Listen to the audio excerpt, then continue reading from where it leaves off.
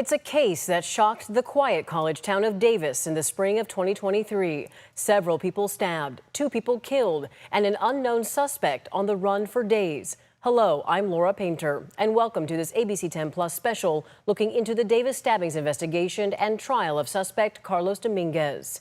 Here's a brief timeline of events. On April 27th, David Breaux was found dead in Davis's Central Park. 2 days later, on April 29th, UC Davis student Kareem Abu Najim was stabbed in Sycamore Park. Then, a homeless woman was stabbed inside her tent on May 1st. She survived. That third stabbing helped police determine these cases were connected. Finally, on May 4th, about a week since the first attack, Carlos Dominguez was arrested. It was almost immediately after learning the names of the victims, an outpouring of support from the Davis community and beyond was seen. On April 30th, 2024, a year since the death of Kareem Abu Najim, a vigil was held by his family. ABC 10's Becca Hamburger was there, learning their emotional story. Here in Davis's Sycamore Park, a deadly stabbing took the life of 20-year-old Kareem Abu Najim exactly a year ago. He was walking home on this very path when he was randomly attacked. But now this path is renamed for him, just one of many ways the community is honoring his life.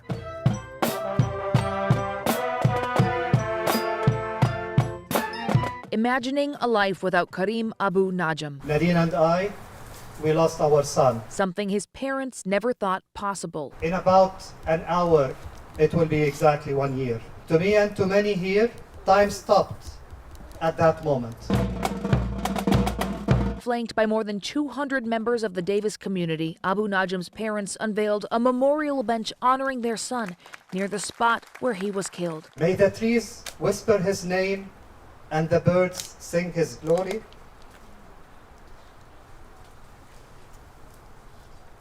May the stars shine his light and the hearts carry his story.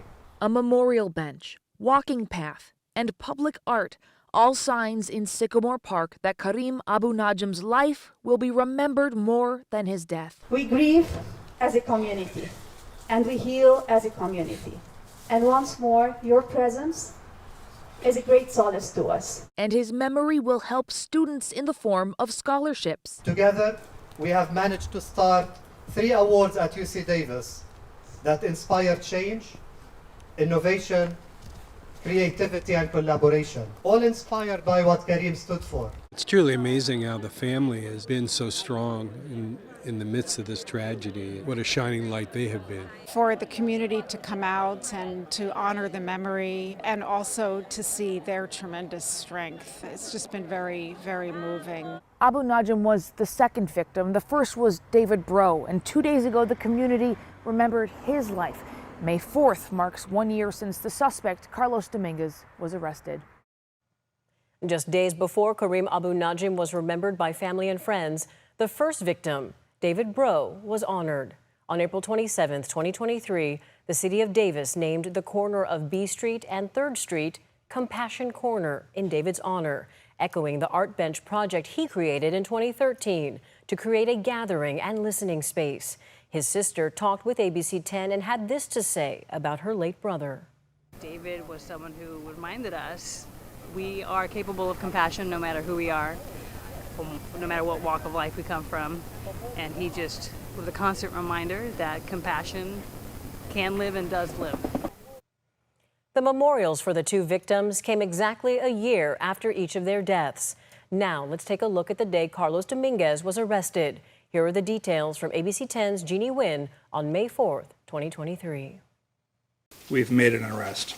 It's what the Davis community has been hoping for all week after 3 people were stabbed and 2 of them killed. That would be 21-year-old Carlos Dominguez. During a press conference today, Davis Police Chief Darren Pytel says Carlos Dominguez was a UC Davis student up until last week.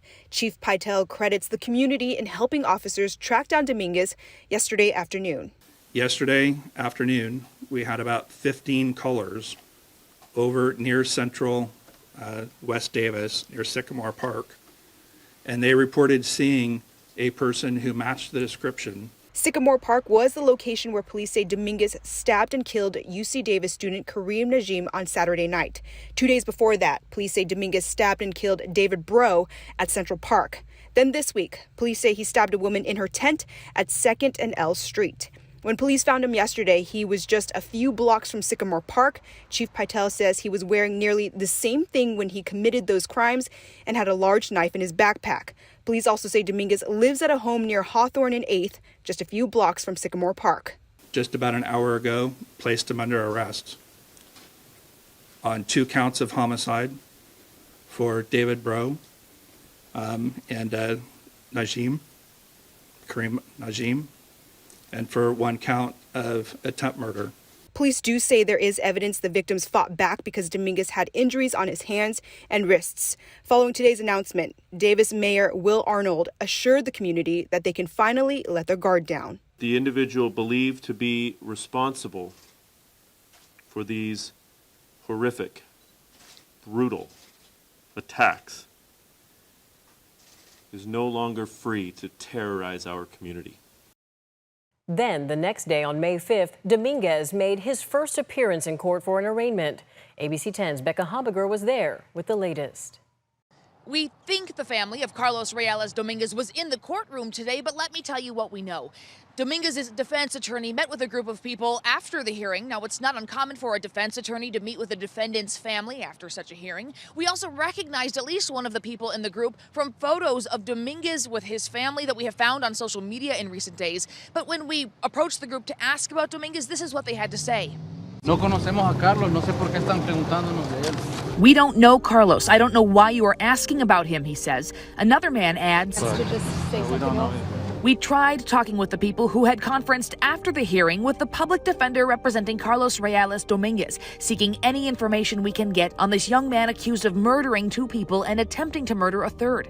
In a hearing that started at 1:30 and lasted less than 12 minutes, Dominguez appeared handcuffed and sullen. He kept his gaze downward, speaking only when the judge asked him a direct question. Mr. Dominguez, is that your true name?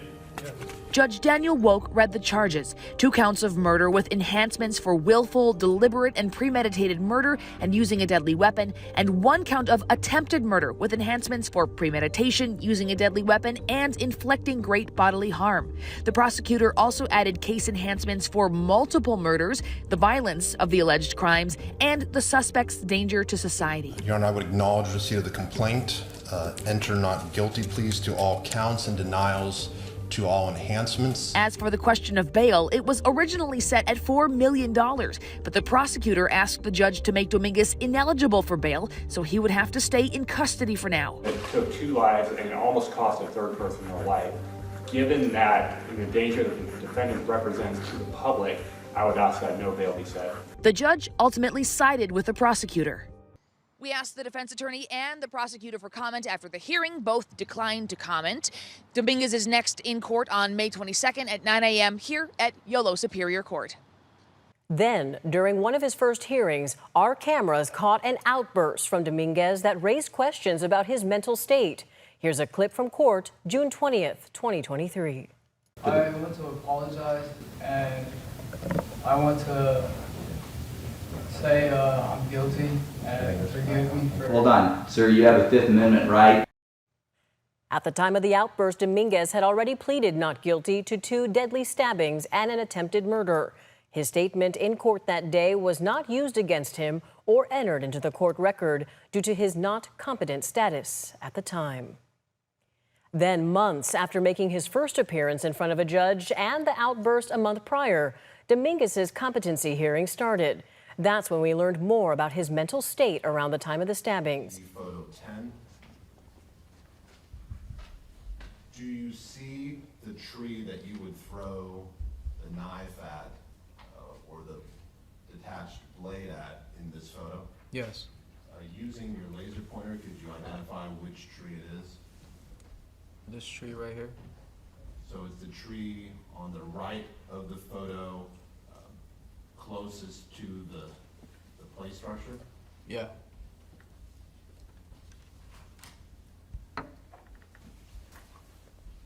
In the fall of your junior year, after you moved into Hawthorne, do you have memory of helping Kaylee move into a new apartment? Yes. How did you help her? We took her car to the storage unit where she had all her stuff, and we moved it into her car, and we took it to her apartment and just moved everything over. Where was her new apartment? The apartment complex was called the U. Did you help her move out of the Ryder apartments, or was her belongings already in storage? No, I helped her move out of the Ryder apartment as well.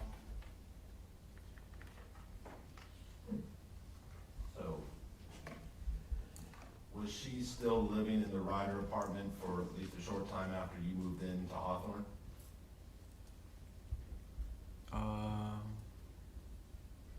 I don't remember. Do you have memory of moving things out of the Ryder apartment? Yes. And you also have memory of moving things out of the storage unit? Yes. After you helped her move, did you recall any occasions when she visited you at the Hawthorne residence? Yes. What do you recall? I remember she came and we went out to get Panda Express, and we came back and watched the show in my room. At this point, did you believe there was any chance that you and Kaylee would resume your romantic relationship? No. Did you still want to be friends with her? Yes.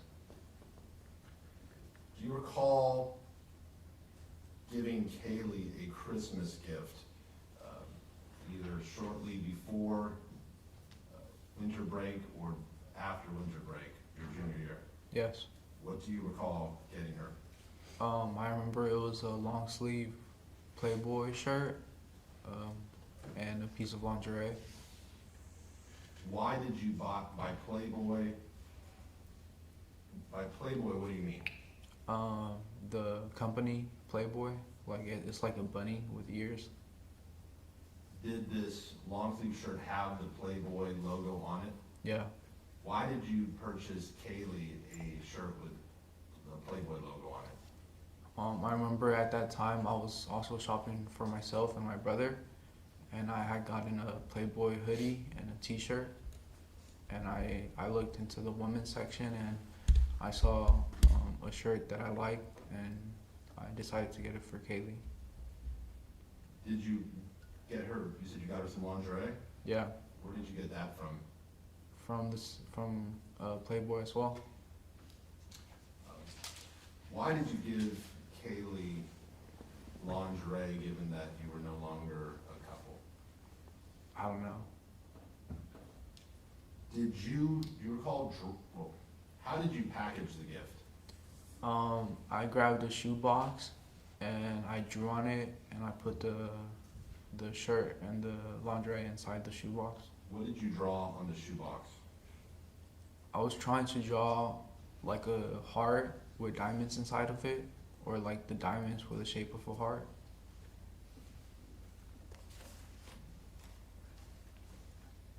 So can you give a little more detail? Did you draw a big heart? Yeah, it was like with little diamonds. I tried to make a heart out of it.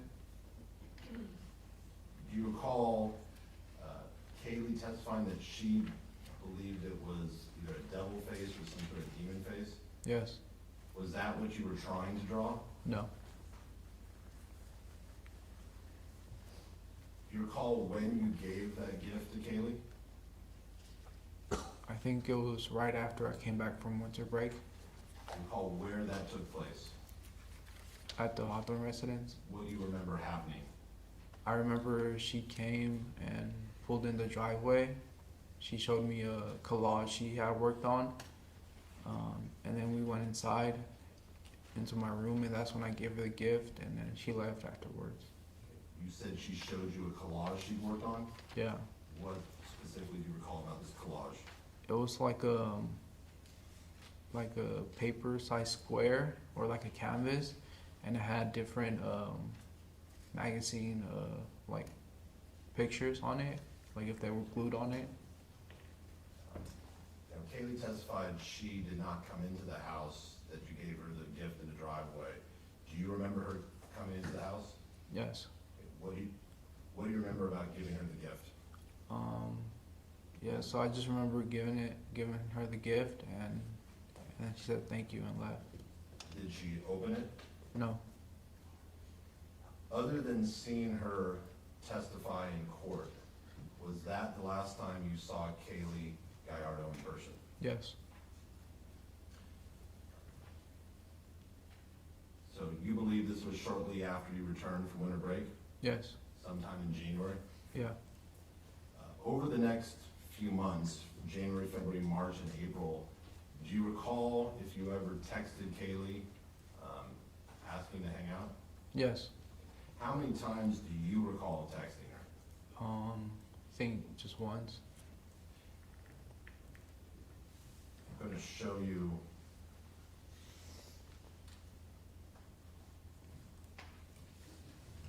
just one moment.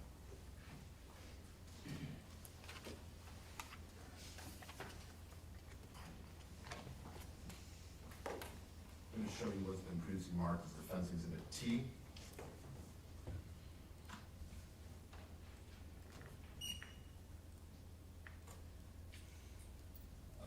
Mr. Carlos Dominguez, do you recognize this exhibit? Yes. What does it show? It shows me texting her and her response. So you text her on, what date did you text her? Wednesday, April 19th. And you indicated at the 19th at 7:40, you said, hey, WYD. What does WYD mean? What are you doing? And then what did you ask her? If she was free tonight to hang What did you mean? to hang out.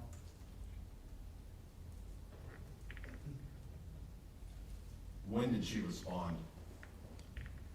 The next day in the morning. And what did she tell you? She said, out of respect for my girlfriend, I don't think it's a good idea for us to hang.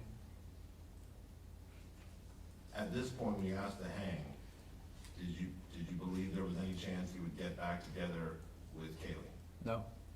So, do you have memory of receiving this response?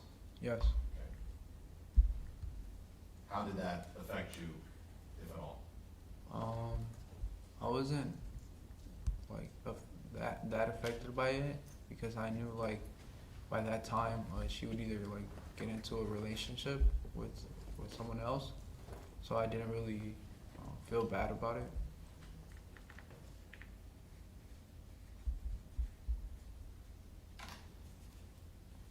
Now, I'd like to return to the Davis Police Department. You watched the video here in court? Yes. I want you, in answering these questions, unless I specify, I'm asking about your independent memory of the interview, not what you saw in the video. You Okay. understand? Yeah. You said you remember Detective Ramos meeting you at the back of the patrol car? Yes. What do you remember next? Then I remember walking into the interview room. And you remember speaking with both Detective Ramos and Detective Muscardini in the interview room? Yes. What do you specifically remember talking about? I just remember them telling me that I had stabbed 3 people and that I had killed 2 people and attempted to kill another.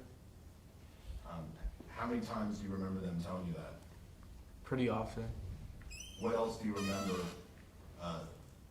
about that interview? I remember that they asked for my Instagram account, and then I remember Detective Alex Torres walking in to do the nail clippings.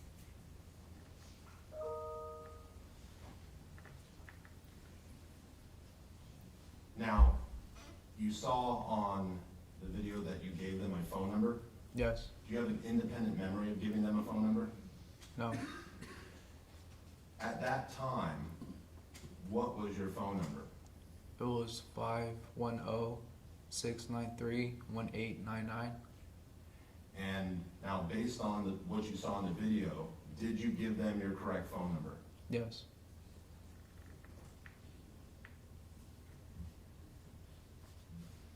Do you have independent memory of them asking you for your email address? No. How many emails addresses did you have at that time? I think I had 2. What type of email addresses did you have? I had a Gmail account, and then I had a UC Davis account.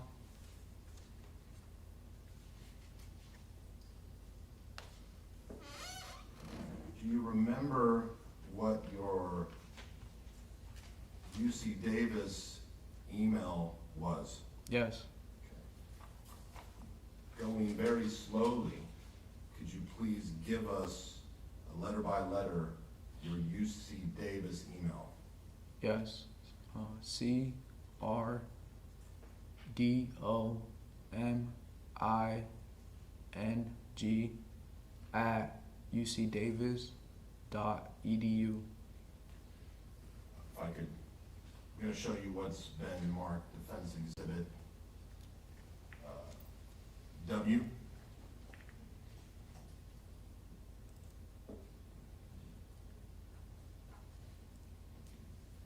Mr. Carlos Dominguez, do you recognize this exhibit as the Excel spreadsheet showing the appointments you made? Yes. Just a moment.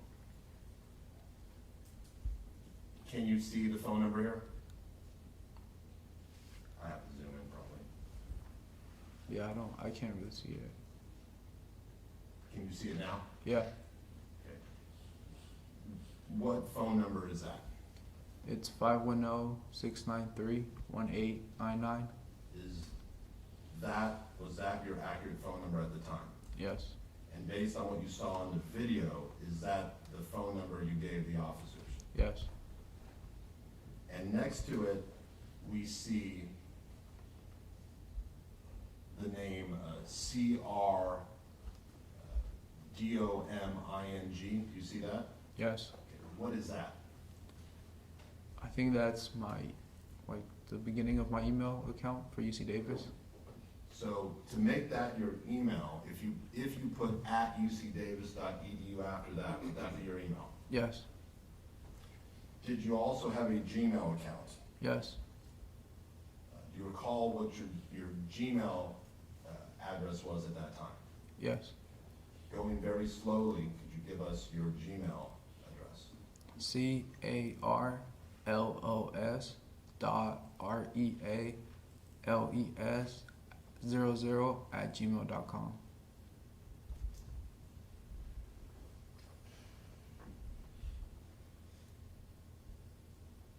And was that your correct Gmail address at that time? Yes. Do you have independent memory of what email address you gave the detectives? No. Did you, though, see the video when you tried to spell out your email address? Yes. Do you recall if you spelled out CRARLODOMI@ucdavis.edu? No.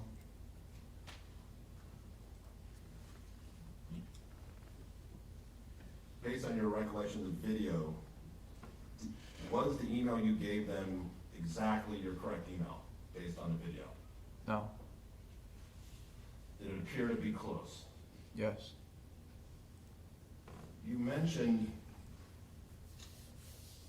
do you recall, do you have independent memory during the interview of them asking you for your roommates' names? No. Do you recall seeing on the video a time where they asked you for your roommates' names? Yes. Did you have a roommate named Phil? Yes. And what was Phil's last name? Phil Hahn? Do you recall watching the video that you also gave them the name Darren? Yes. Do you know a Darren? No.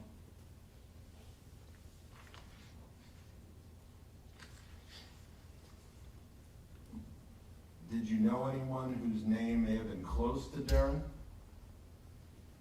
I don't think so.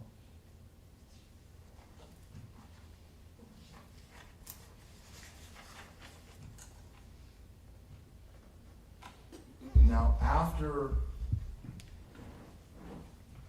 you were booked at Yolo County Jail, do you recall being in the cell in the infirmary? Yes. What do you remember about that cell? I just remember having a safety smog and a safety blanket. Did you have anything with you in that cell? Just my food. Did they give you any utensils to eat with? No.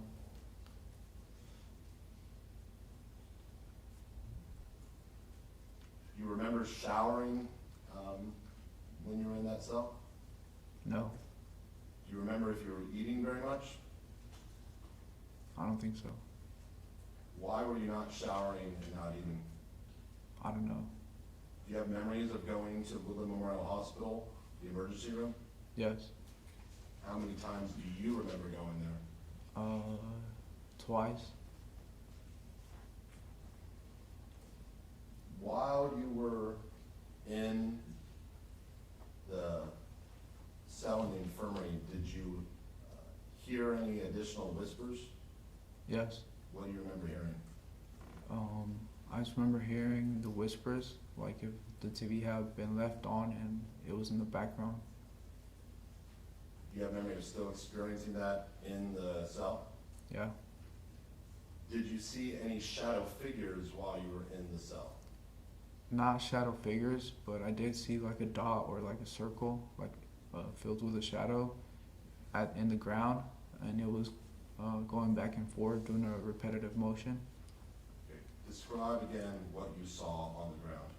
It was like a circle or like a dot that was black on the ground. How many times do you recall seeing this circle dot on the ground? I think I seen it for 2 days. Did you ever tell any of the mental health staff that you were hearing whispers and you saw the dot on the ground? No. At that point, did you believe you had schizophrenia? No. Do you have any memory of meeting me at the jail? Yes. Do you have any memory of the meeting at the jail when it was both you, myself, Shanna Blind, Sonia Rocha? Yes. Were you taking any medication at that time? No. When you met with us, and I'm talking about before you start taking medication, did you trust us? I don't think so. Why not? I didn't really know who you guys were, and yeah. Did you know that I was an attorney? Yeah. Do you recall a prior hearing that lasted about a week in late July where people testified? I just remember like 2 people that testified. Who do you remember testifying during that prior hearing? I remember it was Kaylee and Mark. Do you have any memory of anyone else testifying during that prior hearing? No. Do you remember Phil Hahn testifying? No. Do you remember Gladys Verdon testifying? No.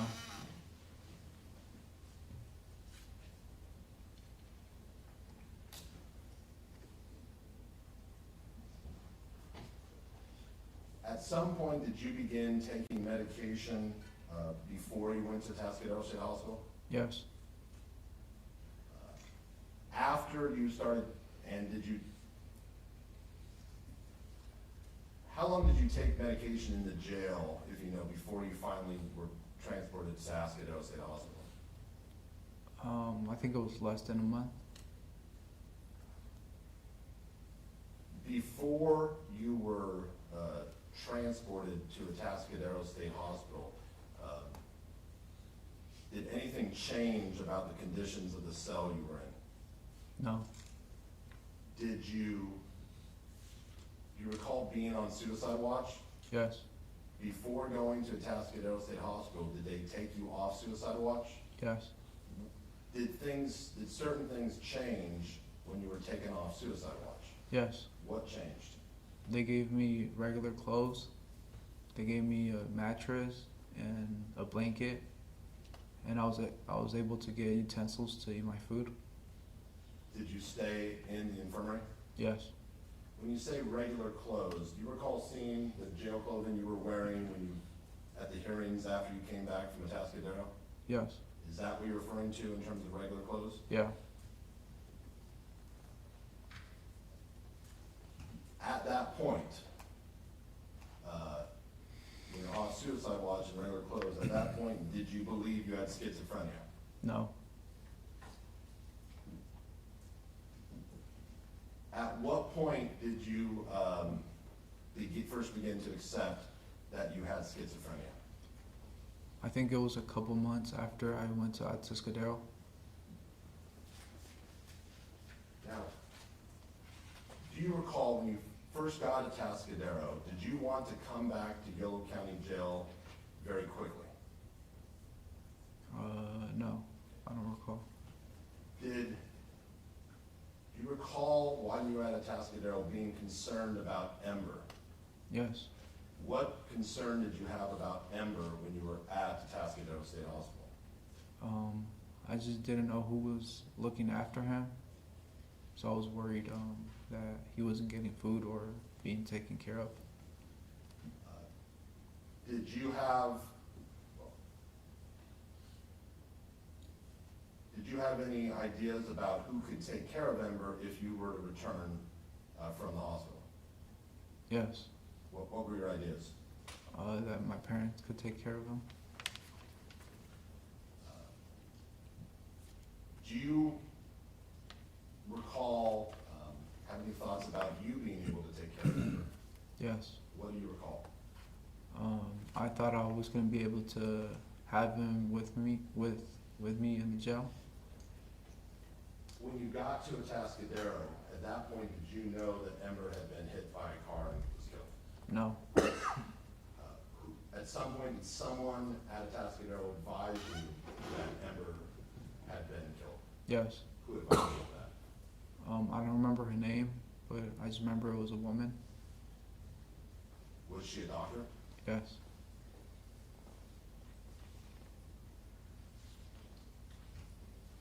Now, Mr. Carlos Dominguez, during your testimony yesterday, you used the word paranoid to describe how you were feeling at times. Do you recall that? Yes. Is that a term that you discussed with doctors when you were at Atascadero State Hospital? Yes. What do you mean when you use the word paranoid?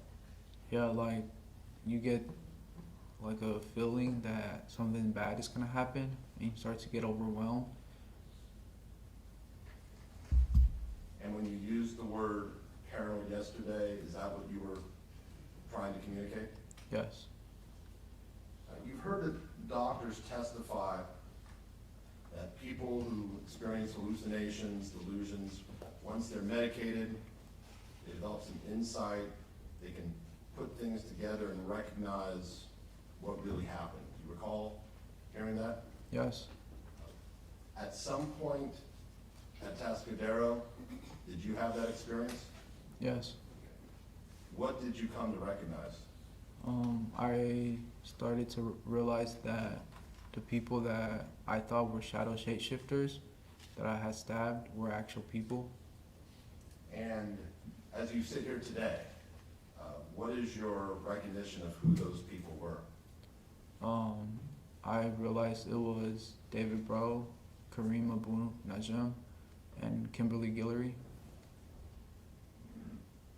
Now, Mr. Carlos Dominguez, throughout this trial, have you observed instances where witnesses testified to things they didn't actually see? Yes. Did you recall during testimony where witnesses such as Phil Hahn were guessing as to what they thought happened? Yes. In your testimony yesterday and today, have you been careful to only testify about what you actually remember? Yes. Even though you do not remember having a knife in your hand when you ran at the shadow figure at Central Park, based on everything you've seen, is it your belief that you had a knife in your hand? Yes. Even though you don't have a memory of having the knife in your hand when you lunged at the shadow figure at Sycamore Park, based on everything you've seen, is it your belief that you had a knife in your hand when you lunged at the shadow figure? Yes. And based on the evidence you've seen, is it your belief that you had a knife in your hand when you punched through the tent near 2nd and L at the shadow figure? Yes. Mr. Carlos Dominguez, as you sit here today, do you have any positive symptoms of schizophrenia? Hallucinations, delusions, disorganized thoughts?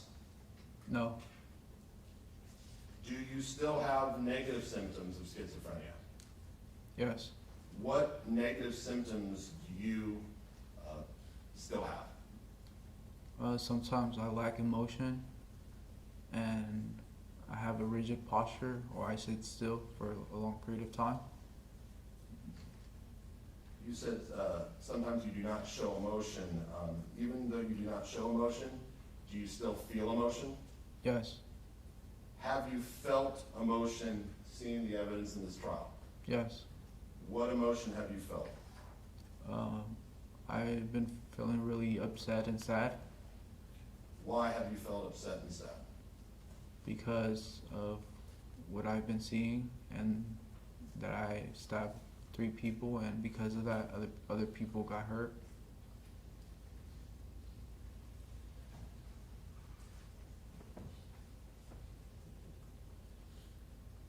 Do you recall Dr. Reed's testimony where she described something you told to her that she thought was indicative of a 10-year-old thinking? Do you recall that? Yes.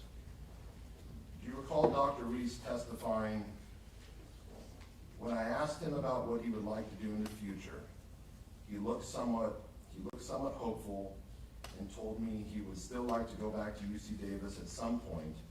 He would like to be a psychiatrist so he could help other people. But when I asked him how specifically he planned to do that, or when he can do that, because he's in the middle of a legal proceeding, he could not answer me. So that showed to me a level of cognitive thinking that he would be able to hope for something, but he lacked the ability to plan step by step. Do you recall her testifying to that? Yes. Mr. Carlos Dominguez, do you want to be a psychiatrist, a medical doctor, and have to take all the science pre-meds, or do you want to be a psychologist? A psychologist. When you spoke to Dr. Reed, were you able to give her a step-by-step plan as to how you would become a psychologist?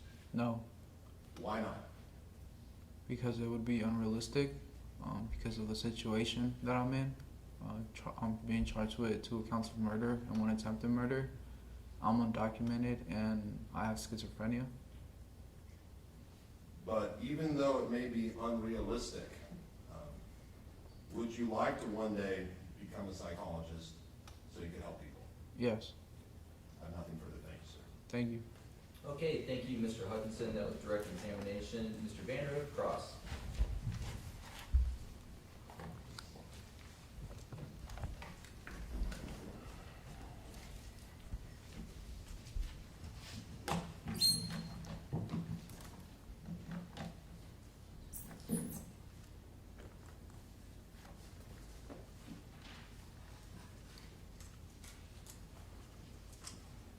Morning, sir. Good morning. You killed David Rowe because you were angry, correct? Objection, argumentative. Just a moment.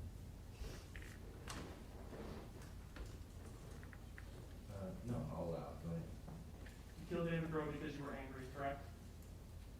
Are you asking if I remember that or if I accept that? You killed him because you were angry, right? I don't remember killing him. And you killed Kareem Abu Najm because you were angry, correct? Are you asking if I remember that or if I accept that? Is that why you killed him? No. And you stabbed Kimberly Guillory because you were angry, correct? No. And you testified earlier about liking it when you got all A's in high school, right? Yes. And when you started having trouble in college and had trouble on the test, you got so angry that you put a hole through the wall, correct? Yes, it was a placement test. And when was that you were angry about the test and put a hole through the wall? I think it was towards the end of fall quarter of my freshman year. So that was in December? Yeah, or I think January. And so I have here People's Exhibit 80, the transcript from UC Davis. I'm going to look that up. This was your chemistry placement exam, right? Yeah. So looking at your chemistry placement exam here, we can see that you took the exam 4 different times on 4 different dates, right? Yeah. And you took it here in May before you even started classes at UC Davis then? Yes. And a passing score on this is a 24, right? I don't remember the exact score or the exact passing score. But 15's not passing, right? No. And then you took it again in October of 2020 and you failed it again, right? Yes. And so then this taking in December 13th of 2020, when you got the 23, that was when you failed a 3rd time, right? Yes. And that's when you punched a hole in the wall, correct? I think so. And so failing at things makes you angry, correct? Not necessarily. Especially when it comes to schoolwork where you used to get all A's and then you were struggling once you got to school, right? I don't think I was that affected by it. Now, you had other instances where you got angry and broke things, correct? I don't remember. Well, you testified about going out with Kaylee. Do you remember that? Where Yes. you believe that someone was saying something about you? Yes. And you said that on direct that you heard this person and that they were saying something about you. What is it that you believe that they were saying about you? There was 3 different occasions. I don't know which one you're asking about. So I'm talking about the one where you smashed Kaylee's phone and then you tried to assault him. Okay. What did he say during that event or what did you think that he said during that event? I don't remember exactly what he said, but it was something towards the end where he said, "Oh, you look funny," in like a negative way, or So he was something funny. He was insulting you, right? Yeah. And that made you angry, right? Yeah. And you Right. wanted to fight him because you wanted to go after him. Not at the beginning. I just wanted to confront him about it and see if he was the one that actually told me that. Okay, and what happened when you went to confront him? I think he was saying that he didn't say that, and then I was getting closer to him, and that's when Kaylee intervened, and she kind of tried to take me back away from him, and that's when I grabbed the phone and threw it to the ground. And why did you smash Kaylee's phone in this situation? I don't know. Because you were angry, right? Actually, that's an answer. Said I don't know. It's just being pure. Kaylee was blocking you from getting to this individual and you didn't like that, correct? Not that I didn't like it. I don't think I recognized it as that. I just thought she was just getting in the way. And you wanted to get at him, correct? Yeah. And you wanted to hurt him, correct? No. Well, what did you want to do with him? Just confront him about what I heard that he had said. And do you remember Kaylee testifying that you wanted to fight him, that you were trying to attack him? Yeah. Okay. Is that what you were doing? No. In fact, Kaylee had to hold you back from going after that man, correct? Yes.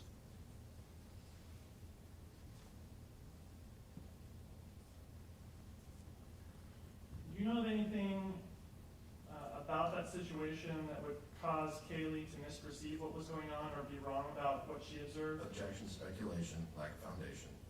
Sustained. I'm not asking you to speculate. I just want to know what you know. Same objection, speculation, lack of foundation. Yeah, you need to be more specific, so sustained. Was there anything there that would have like blocked Kaylee's view so that she couldn't see what was going on? Was there loud noises so that she couldn't hear what was going on? Is there anything there that would have hindered Kaylee's perception of the events so that she could not accurately view and understand what was going on? I don't think so.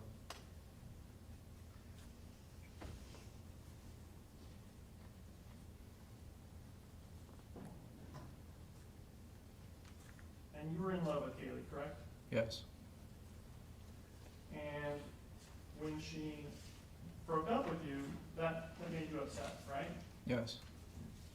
And do you remember testifying on direct about the poem that you wrote with the caption, "Knife in My Hand"? Yes. And you testified on direct that knife in your hand was a metaphor. Do you remember that? Yes. And Objection, this state's testimony said he thinks. Okay. Rephrase. was it a metaphor? Yes. What's it a metaphor for? For cutting through the ice, just like going straight through it. And so you testified on direct that you didn't have any thoughts of harming Kaylee or anyone else. Do you remember that? Yes. But that's not accurate, is it? It is. In fact, you wrote other songs and poems about killing people. Objection. Sustained. Prosecutorial error. Asked to approach. This is sustained. The objection is sustained. Do you need another remedy at this time? Can we approach? I will ask for one at a break. Okay. All right. Ask the court to Move on. disregard. Okay, disregard that. I'll meet with the lawyers to sort it out. I'm going to ask counsel to move on. We'll sort it out.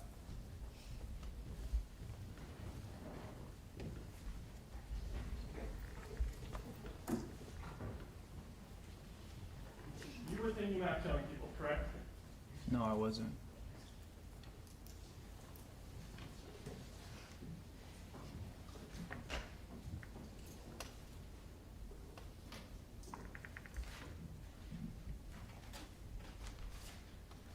You talked about purchasing the knife and why you bought the knife, correct? Yes. And in fact, specifically, you said that you had found a knife and it was a broken knife. Do you remember that? Yes. And you were throwing a broken knife blade, correct? Yes. And that's what you said about that. Yes. And you said you were throwing it in Sycamore Park. Yes. And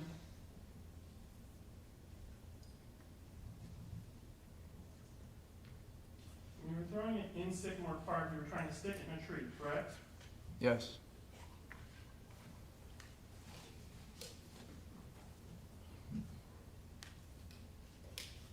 And it was, eventually, you testified that it was dull and not sticking, correct? Yeah, or at least I thought that was the reason it wasn't sticking. And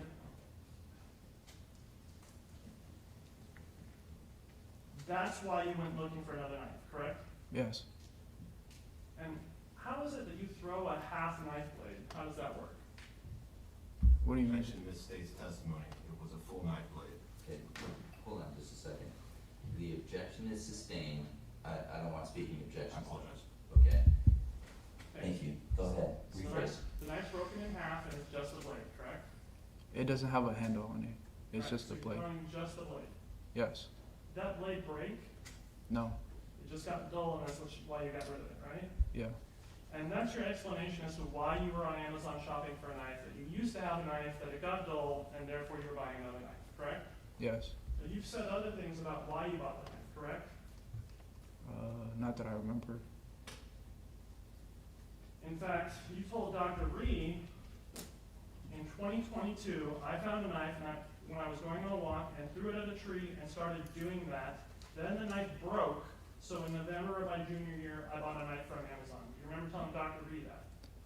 I don't remember specifically what I said to them. I just remember talking to Dr. Reed. All right. Were you honest with Dr. Reed? Yes. Okay, so your testimony is that the knife was already broken when you found it. And you previously said that it wasn't and that it broke in November. Objection. Ms. Stace's testimony asked and answered.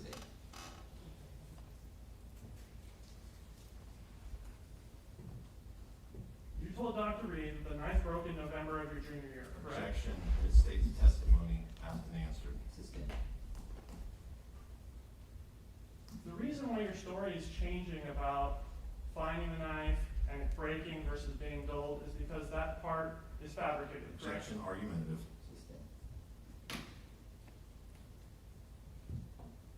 You testified on direct that you bought the knife on Amazon and you don't remember shopping around for that, correct? Objection. Asked and answered.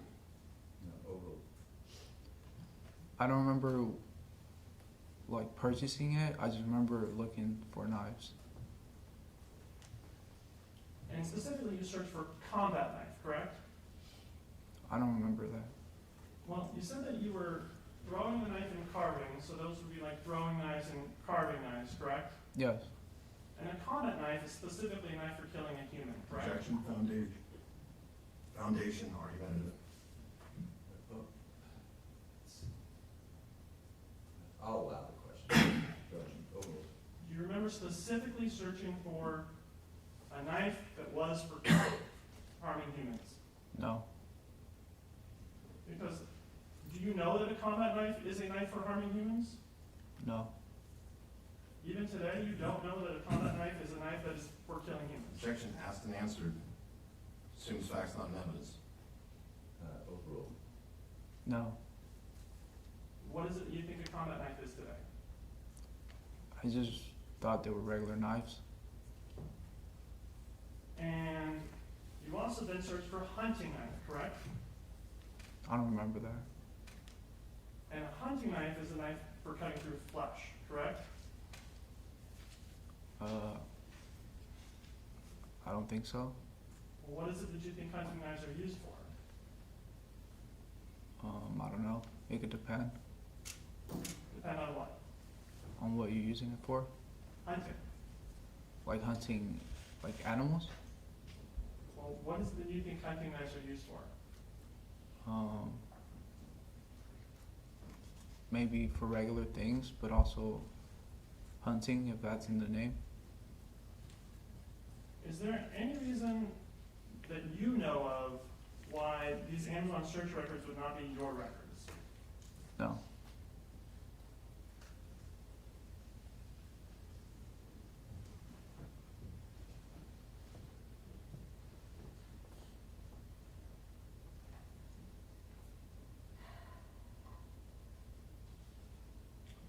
What was going on at the time that you bought the knife on Amazon?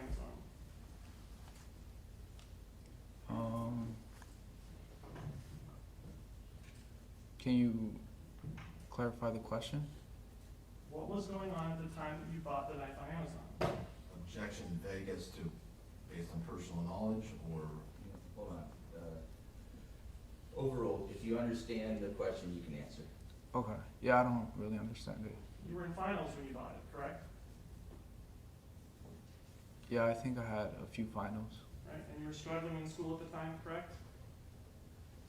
In some of my classes, yes. And you went shopping on Amazon for the knife after you took your first final, correct? I think so. And you had other finals pending still, correct? Yes. So why were you out shopping for knives instead of studying for your other finals? I don't know. It's because you were planning on hurting people with those knives, correct? No. And at the same time, you were having your issues with your roommates about rent, correct? I think that was later, in December. Well, you bought the knife in December, right? Objection has been answered. Overruled. According to the Amazon records, yes.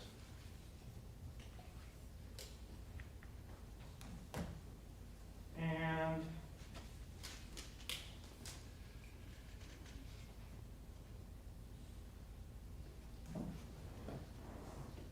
you had this conversation with Christian Ortega about rent, right?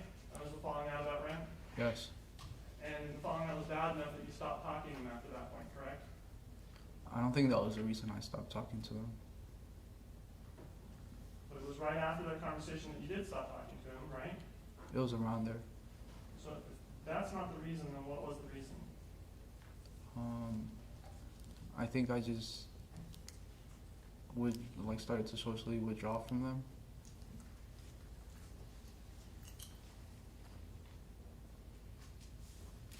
Was this when you broke the toilet? I don't remember breaking the toilet. Do you have any reason to believe that it wasn't you that broke the toilet? Objection, speculation. Overruled. Overruled. I thought it wasn't me. I thought it was someone else. And this was around the time when you got in the argument with Mark Capito and Phil Hahn, correct? I don't remember getting into an argument with them.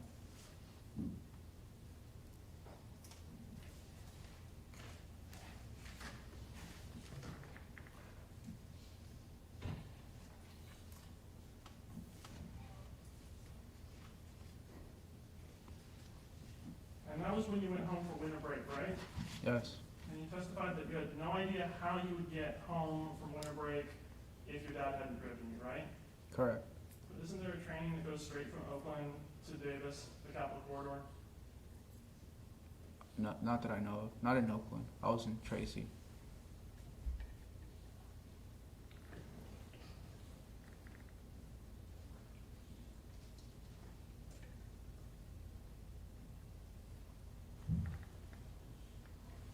So you testified at this point on direct that you talked about the phones that you had.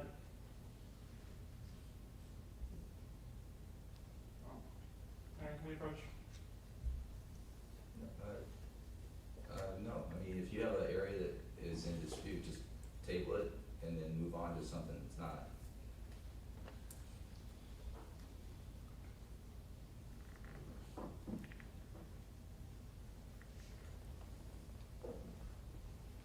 Okay, you testified about having two phones, right? Yes.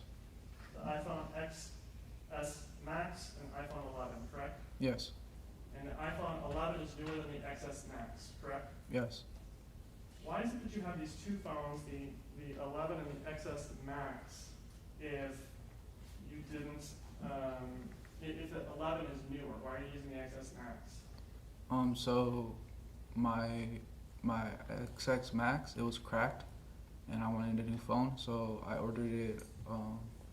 I ordered a iPhone 11, but then that one got cracked, and I couldn't log in. I couldn't use the passcode. Like it didn't register my fingers, so I just left it, and I started using my X Max again. So you were not using the iPhone 11 at all? I think I had it for about a week before it broke, and I couldn't log in into it anymore. And you were saying there was login issues on the phone? Yeah. What did you do with the phone once you had the login issues? I just left it in my bed. How long was this phone in your bed? I think until the FBI collected the evidence. Just help me understand, if the phone isn't working, why do you keep it in your bed?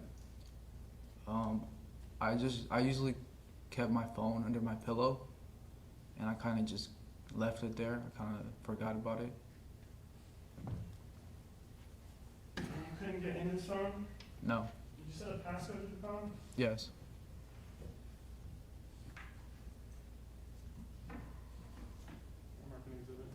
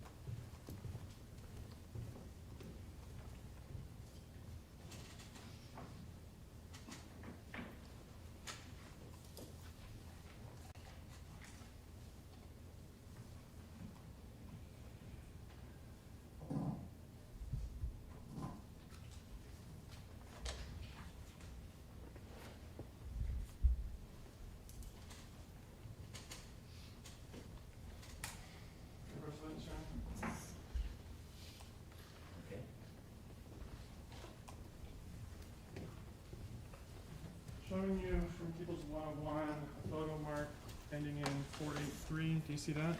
Yes. Is that your iPhone 11? Yes. It's on your bed, Yes. but you're not using it. Correct.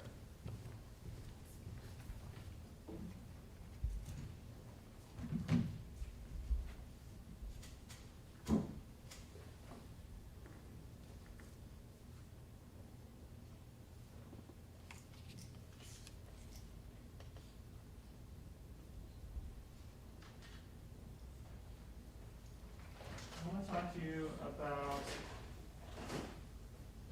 throwing the knife at Sycamore Park. You testified about that. Do you remember that? Yes. When did you go to Sycamore Park to throw the knife? It would be after my classes, so around nighttime. Would it be dark out? Sometimes. And sometimes during the daytime? Yeah. Sycamore Park is a pretty busy park, right? Yeah, I would say so. And did other people not see you throwing this knife in the park right by a play structure? I don't think so.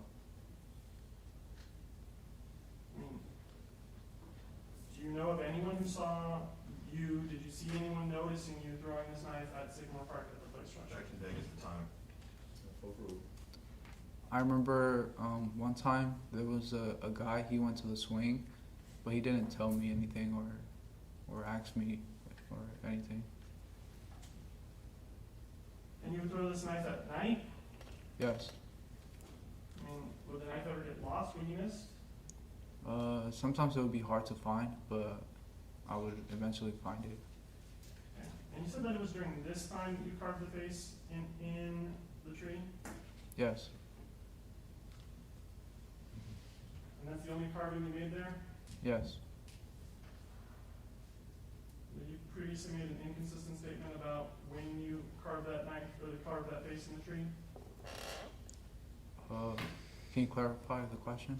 Didn't you tell Dr. Reed, page 16, that from the second incident, I remember it was a Saturday, I woke up around noon, I went to the park to escape the whispers, and I went back to the park again, just carved on the tree an eye and a face, and threw a knife at a tree? I don't remember specifically what I said to her. Okay, so you told Dr. Reed that you carved the face in the tree the same day that you killed Kareem in the park? I don't remember that. Now, I want to take you back a little further to buying lingerie for Kaylee. Do you remember that? Yes. Lingerie is kind of a sexual gift, right? Kind of. I mean, if you had accepted at that point you were never going to get back together with her, why are you buying a sexually explicit gift for somebody who you think you're never going to get back together with? I don't know. And specifically, you put a devil on the box, right? I don't remember putting a devil on the box. I remember just trying to draw like little diamonds in the shape of a heart. Is the devil symbol a calling card for you? Objection, vague. Overruled. No. Is that why you put it on the box, so that way she would associate you with the devil? I don't remember drawing a devil on the And is shoebox. that why you carved the devil in the tree, so that when you killed Kareem in the park, that people would associate you with Objection, the this devil? state's testimony. Overruled. You can ask. No. If you told Dr. Reed that you carved the face in the tree the same day that you killed Kareem, would that have been the truth? Yes.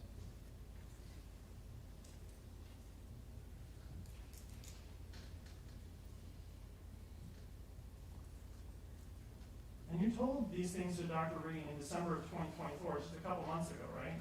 Yes. So you had already been medicated at the time you're having this conversation, correct?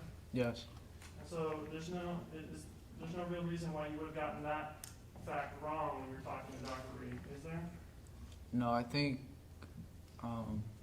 because I did work on it for other days, so I think I was just like I think I assumed that and just told her that that's when I worked on the carving.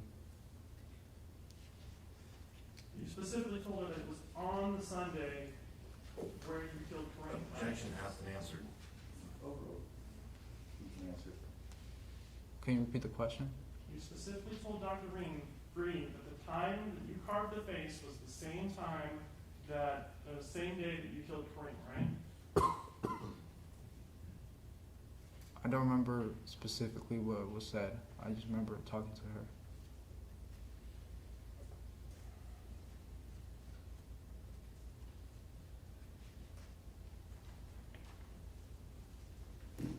When you went to Central Park on the night of the 26th and the 27th, you brought the knife because you were planning on killing someone, correct? No. This is the knife that you bought on Amazon when you searched for combat knife, right? I don't remember searching for combat knife. And but you have no reason to doubt those Amazon records, right? No. Okay, so it's that knife, the one you bought from Amazon, correct? Yes. Okay, so if you didn't bring the knife because you were going to kill someone, why'd you bring the knife? I would usually carry it when I would go out on my walks or my bike rides. In fact, you made claims that you always carry this knife, that you carry it all the time with you, everywhere you go, right? Not everywhere, just like walks or my bike rides. You told Dr. Reed that you started carrying a knife since 22, right? I don't remember what I specifically told her. I just remember talking to her. All right, is there anyone that you know of who has seen you with this knife, carrying it around or having it with you as a matter of routine, anytime before you started killing people?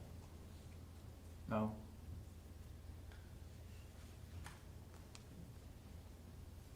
Now, you testified on direct that when you stabbed David, that you went out because of whispers. Do you remember that? Yes. And you testified about being on a bench, right? Yes. Tell us about that, please. Yeah, so I remember I was on a bench looking at a tree. I remember it was like a baby tree, still have like a barrier around it or to support it. And I think that's when I started to hear voices clearly saying, you won't go up to him, you won't go, you won't, you won't. And I started to get paranoid and started to look around. And that's when I seen a shadow figure on the bench next to me, or the bench over. And that's when I like lunged at him and kind of blinked out. All right, so I'm going to pull up, I think it's people's 2A.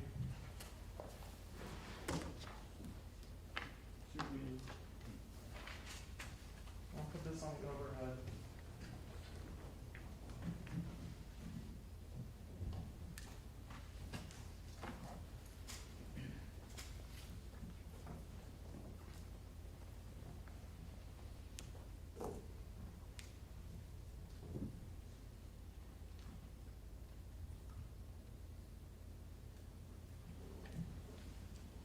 You see this? Yes. Okay. What bench were you on? I think it was to the left of where David Bro was found. You have a laser pointer? Yeah. Can you show us? I think it was somewhere around here. Okay, so you testified that you rode your bike, correct? Yes. Where's your bike at this point? I don't remember where I put it. Because it would be strange to ride your bike over to that bench that you just showed us where it's surrounded by grass, right? Objection, argumentative, sustained. And did you ride your bike over grass over to that bench? I don't remember. And how long were you on the bench for? I think it was like 2 minutes before I heard the voices. And you testified on your tracks that while you were on your bench, you saw a shadow on David's bench and then you ran over to it, right? Yeah, after I heard the voices. Right. And that's about 50 feet or slightly more, correct? I don't know.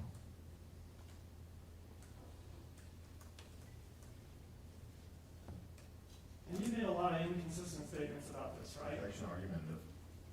No, sustained. Yeah, I mean, you can ask him about statements, but When you were at Pasadero, You told those doctors nothing about going out to get whispers. You told them that Objection, prosecutorial error, contested approach. Okay, no, just a moment. Just a moment, let me make a note. Hold on, folks.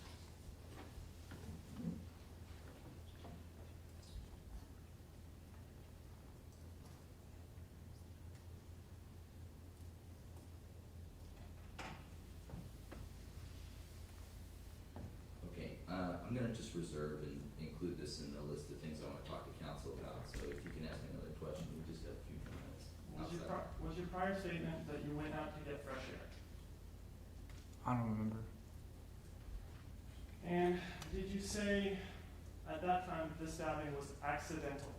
Objection, Okay, you have a dispute regarding the statements made, to the doctors at the state hospital? based on a court, Right, and so, we'll talk about that. yes. All right, so move off of the state hospital. All right. So when you were at, when you were talking with Dr. Weiner, you indicated to Dr. Weiner that you were on the same bench as David, correct? I don't remember what I specifically told him, but I do remember talking to him. Well, did you tell him, I started looking around and got paranoid, and got more paranoid when I saw a shadow figure sitting next to me on the bench?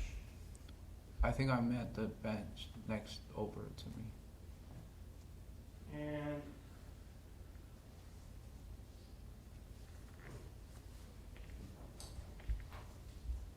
when you talked to Dr. Vincent, you said, the voices seemed to be evading you, and you saw a shadow figure next to you. I think I was trying to explain how it was, like on the bench that was next to the bench that I was in. And so,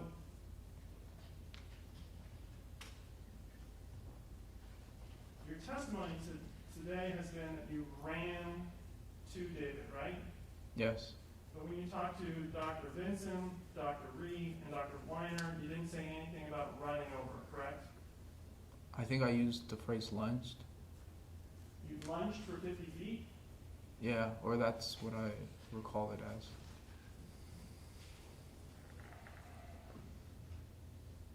Now,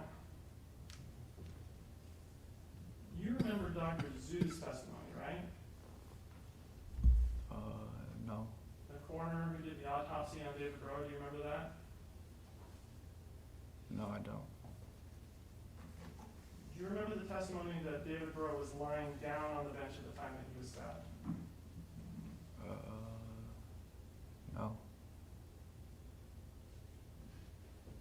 Was David Rowe lying down at the time that he was stabbed? I don't know.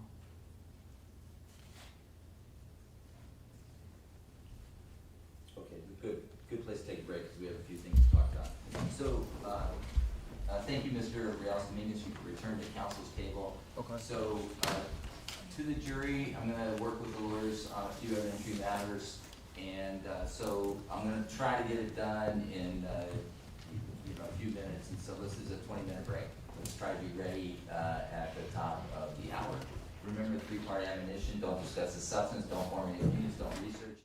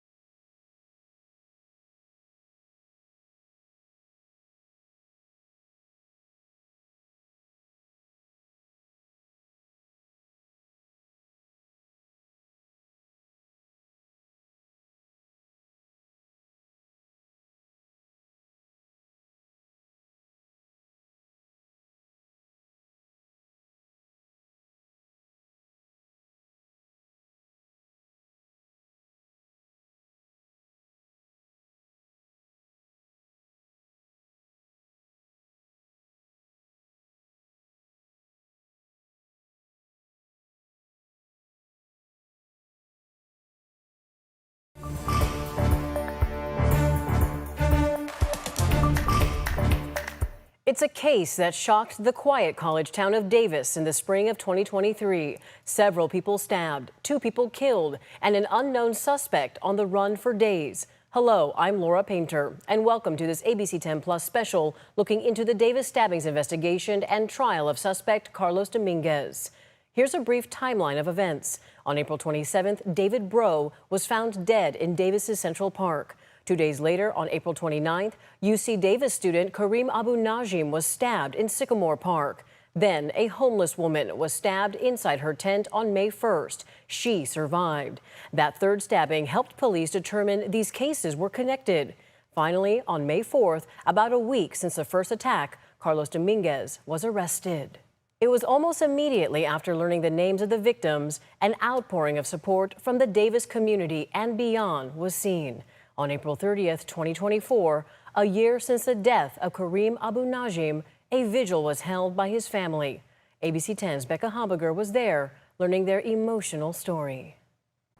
Here in Davis's Sycamore Park, a deadly stabbing took the life of 20-year-old Kareem Abu Najim exactly a year ago. He was walking home on this very path when he was randomly attacked. But now this path is renamed for him, just one of many ways the community is honoring his life.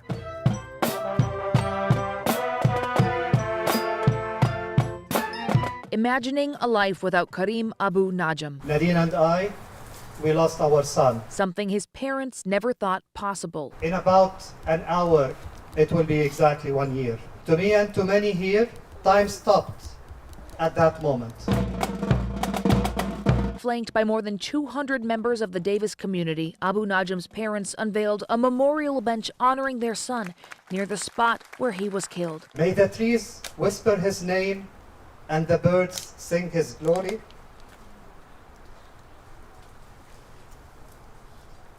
May the stars shine his light and the hearts carry his story.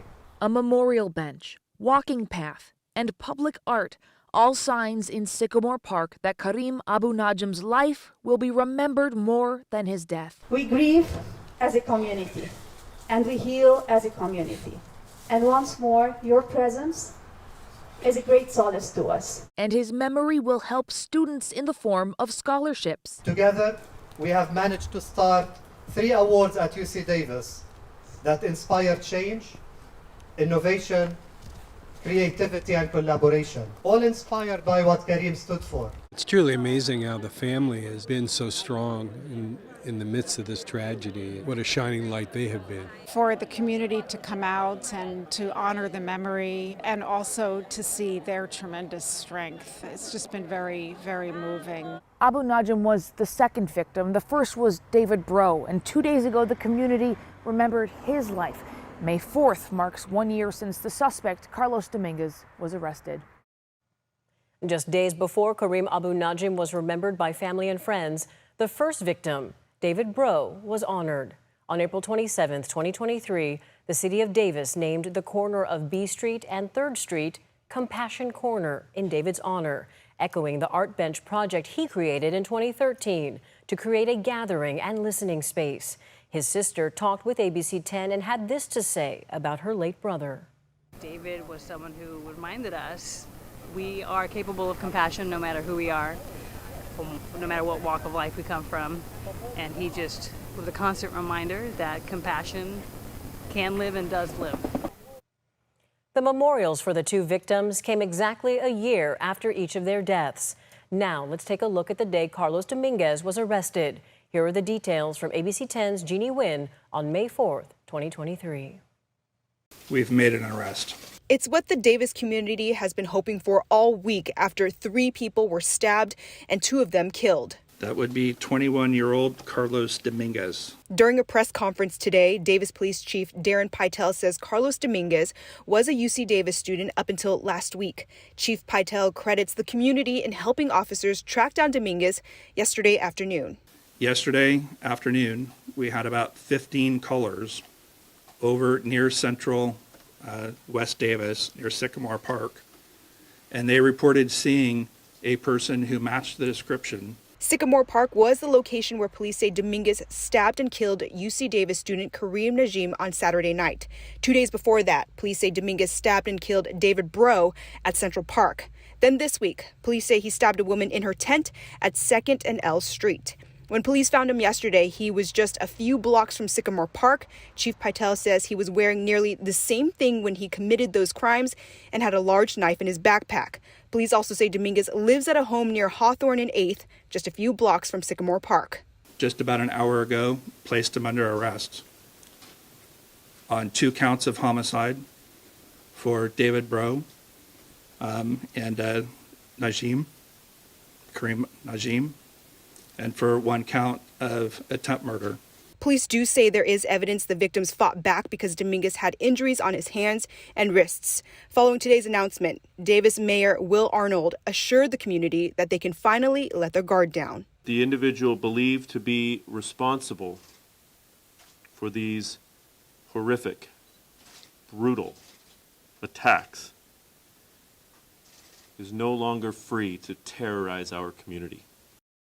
Then, the next day on May 5th, Dominguez made his first appearance in court for an arraignment. ABC 10's Becca Habiger was there with the latest. We think the family of Carlos Reyes Dominguez was in the courtroom today, but let me tell you what we know. Dominguez's defense attorney met with a group of people after the hearing. Now, it's not uncommon for a defense attorney to meet with a defendant's family after such a hearing. We also recognized at least one of the people in the group from photos of Dominguez with his family that we have found on social media in recent days. But when we approached the group to ask about Dominguez, this is what they had to say. No conocemos a Carlos, no sé por qué están preguntándonos de él. We don't know Carlos. I don't know why you are asking about him, he says. Another man adds, we tried talking with the people who had conferenced after the hearing with the public defender representing Carlos Reyes Dominguez, seeking any information we can get on this young man accused of murdering 2 people and attempting to murder a 3rd. In a hearing that started at 1:30 and lasted less than 12 minutes, Dominguez appeared handcuffed and sullen. He kept his gaze downward, speaking only when the judge asked him a direct question. Mr. Dominguez, is that your true name? Judge Daniel Woke read the charges, 2 counts of murder with enhancements for willful, deliberate, and premeditated murder and using a deadly weapon, and 1 count of attempted murder with enhancements for premeditation, using a deadly weapon, and inflicting great bodily harm. The prosecutor also added case enhancements for multiple murders, the violence of the alleged crimes, and the suspect's danger to society. Your Honor, I would acknowledge receipt of the complaint, enter not guilty pleas to all counts and denials to all enhancements. As for the question of bail, it was originally set at $4 million, but the prosecutor asked the judge to make Dominguez ineligible for bail, so he would have to stay in custody for now. It took 2 lives and it almost cost a 3rd person their life. Given that the danger that the defendant represents to the public, I would ask that no bail be set. The judge ultimately sided with the prosecutor. We asked the defense attorney and the prosecutor for comment after the hearing. Both declined to comment. Dominguez is next in court on May 22nd at 9 a.m. here at Yolo Superior Court. Then, during one of his first hearings, our cameras caught an outburst from Dominguez that raised questions about his mental state. Here's a clip from court, June 20th, 2023. I want to apologize, and I want to say I'm guilty and forgive me for... Hold on, sir, you have a 5th Amendment right.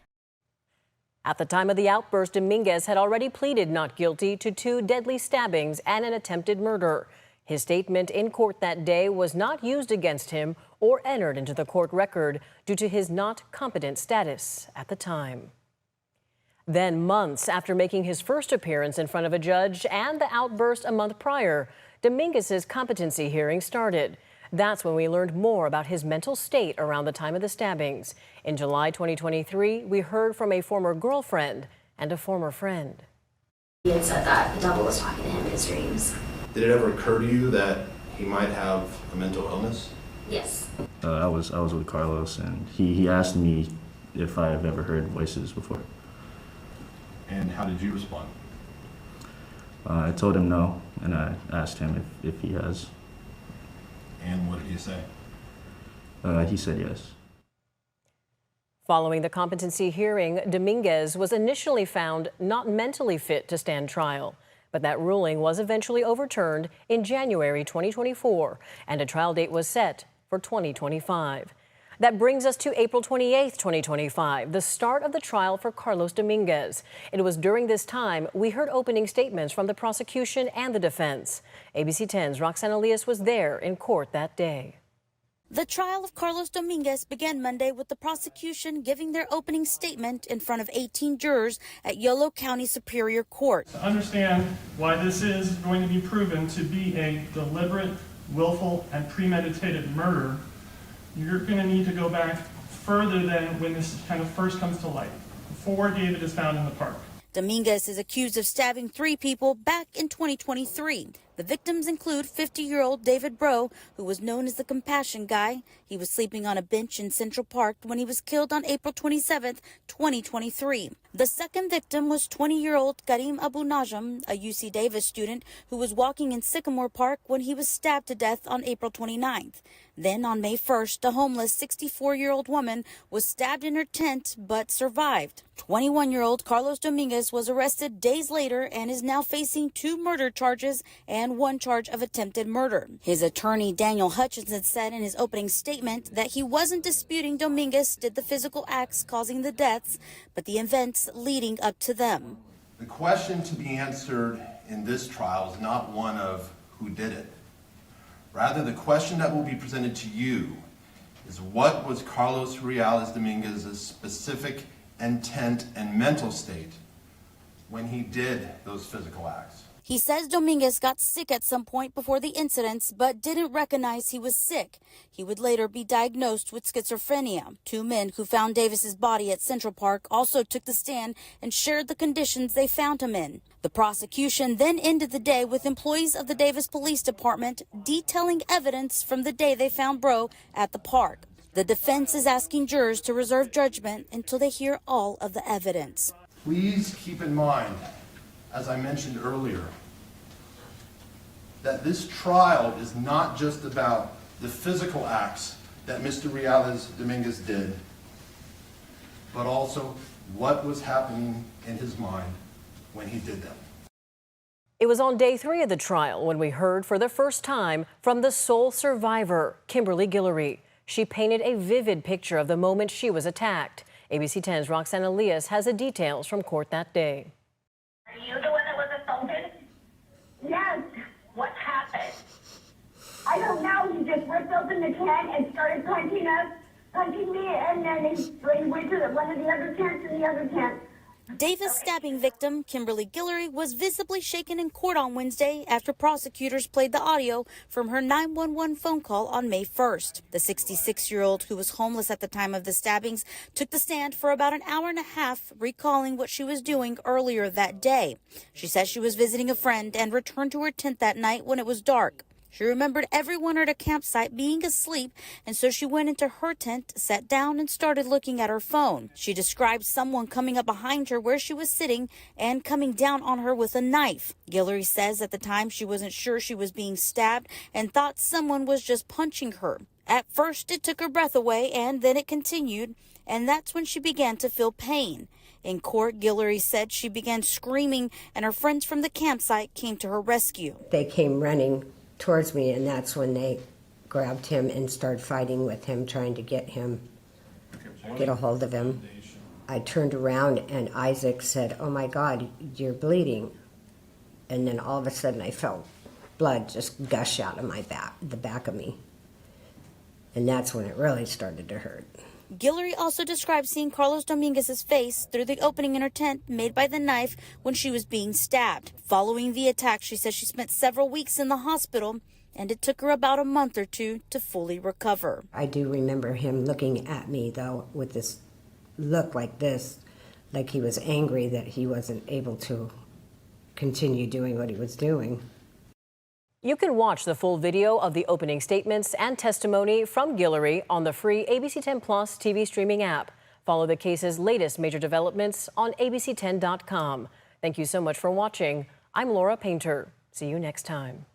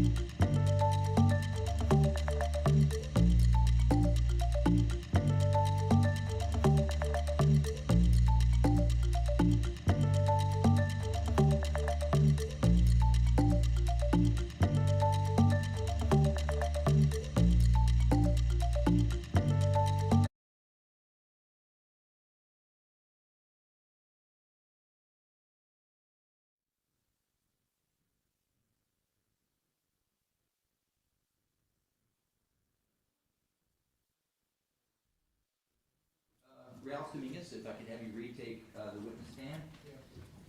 And we're on cross-examination by Attorney Vanderhook. Let's give the witness a minute to sit down.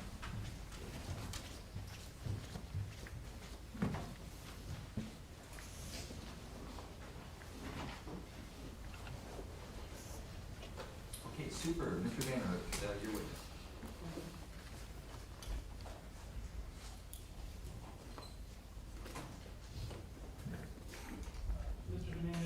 We talked earlier about the iPhone XS Max and the iPhone 11. Do you remember talking about that? Yes. And we talked about the iPhone 11 that was on your bed, but is not a phone that you use. Correct. What's the passcode to that phone? I don't remember. So, you have a phone that you keep on your bed where it's readily accessible, that you don't use, and you don't know the passcode to. Correct. I want to talk about the events that took place leading up to the murder of David Moreau. You were struggling in school, correct? I think so. Did you have doubt on that point? No. Were you in court when we went over your transcript and we saw how you were on academic probation and subject to academic disqualification for multiple semesters? Yes. Pretty much from the start of your college career, correct? I think so. And you had to file an appeal for your academic disqualification on one prior occasion, correct? Yes. And then in the last full semester that you completed, you got straight Fs and 2 withdrawals, right? The quarter? Yeah, for winter quarter 2023. Yeah. And you had filed an appeal on that, correct? I think so. Right, so you knew that you were on the verge of being kicked out of school, correct? Not kicked out of school, but placed on academic probation. Disqualification is that you're out of the school. Do you remember talking about that and that it was different than probation? No, I remember that it was academic probation. Okay, so when you filed an appeal, you didn't understand that you were about to be kicked out of school? No. You were also having, you were also trying to rekindle with Kaylee, correct? No. And you had just bought her lingerie in December, and then 1 week before the killings began, overhead, people's 43 began, you texted her to try and meet up with her again, right? Yes. And you loved her, right? Yes. So, if it could rekindle, that is something you would have wanted, right? Yes. And so you're asking her, hey, do you want to hang out just 1 week before people started dying? Correct? Yes. And there was issues with money, correct? I didn't have issues with money. It was just that financial aid came in later than I expected. So it was just delayed. People's 84K, like the public published and sophisticated record journal. I haven't seen it. Have you seen it? I've seen it, but I'm not sure which part he's showing. Just the first page. Okay, well, just let me see it. The subpoena record, I'm sure it's fine, but let me just take a look at it. Thank you. And you're showing the first page? Yes. Right, that's fine. And you said it was 84 or something? I think it's 84A, right? You want to zoom in.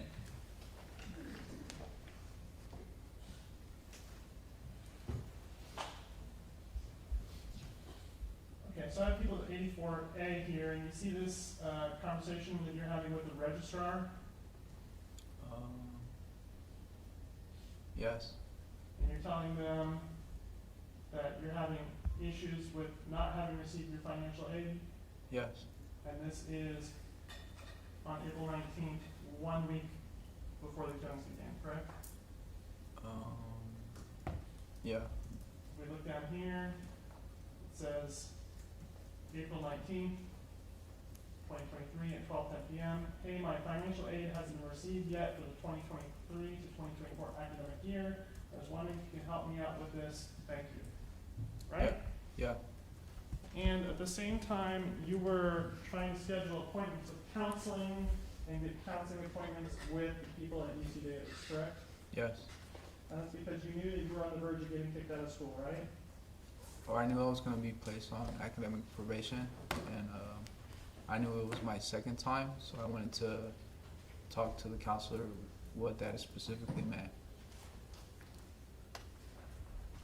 And so we saw the exhibit earlier where you were communicating with them and you were trying to schedule different counseling appointments. Do you remember that? I think so. So April 19th was a busy day. You were reaching out to counseling because of your academic issues. You were reaching out to financial aid because your financial aid wasn't coming through, and you were reaching out with Kaylee to try and meet up with her, right? Yes. And so then 1 week later, on the 26th, when you're at Sycamore Park, what was the lighting like in the park? I'll say it was pretty dark, but I didn't have trouble seeing. Sorry, and then 1 week later at Central Park. What was the lighting like at Central Park? I don't think there were any lights, but again, I didn't really have trouble seeing. It was extremely dark, correct? Not extremely dark. And when you're sitting there on the bench 50 some odd feet away from David Rowe, you said you heard something that said you won't go up to him? Yeah. And him is a person, correct? Yeah, you can refer to a person. So you knew that was a person, correct? Not at the time. Well, him was referring to David Rowe, right? At the time, I didn't know. And him refers to a male, correct? Yes. And David Rowe's a male, correct? Yes. And it's referring to a human male, correct? Yes. And David Rowe is a human male? Yes.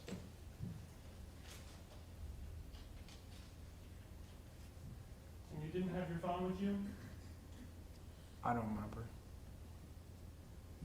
And you brought the knife? Yes. And you carried the knife to Sycamore Park, right? Yes. How did you transport the knife to Sycamore Park? Sorry. How did you carry the knife to Central Park? I would have it in my pocket. And it was in its sheath? Yes. And so the sheath is important for the knife, correct? Yes. Is it sharp? Yes. And the sheath prevents you from cutting yourself with the knife, correct? Yes. And so you would put this sheathed knife in your pocket, because if you didn't have the sheath, it would just cut through your pocket, correct? I don't think so. And at this time you were carrying it in the sheath, correct? Yeah. And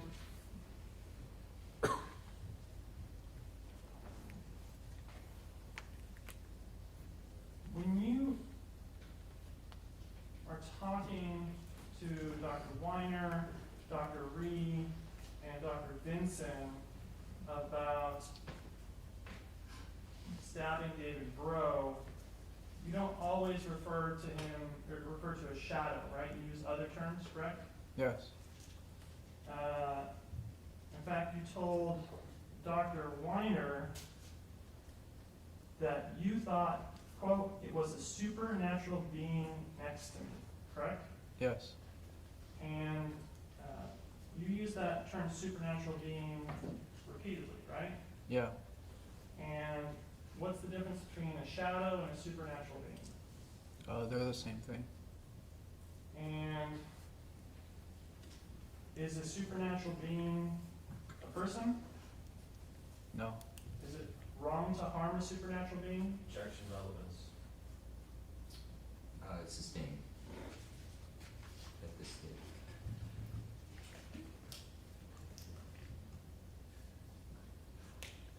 So a supernatural being is not a person. No. And so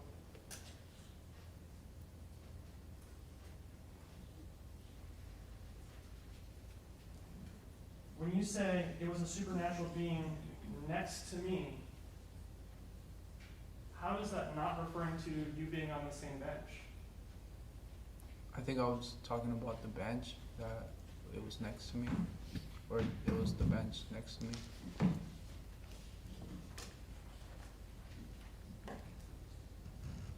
Back on the overhead projector, people's points are 2D.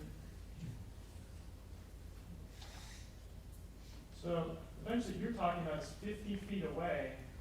That's next to you? Yeah.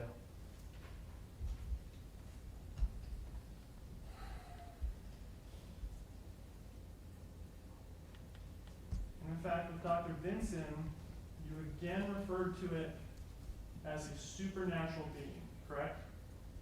I don't remember what I specifically said, but I do remember having a conversation.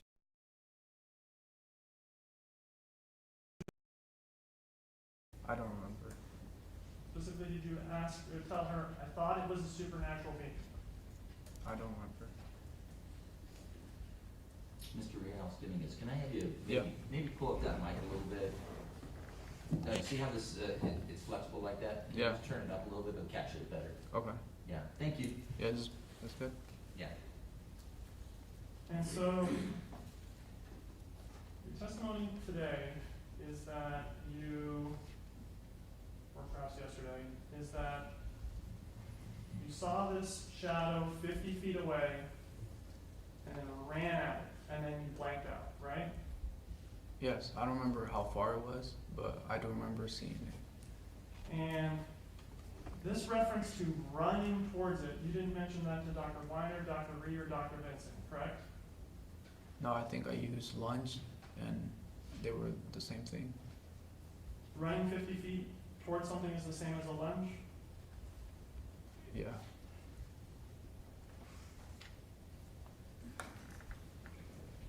Now, a supernatural being, does it have limbs? No. Objection vague as to.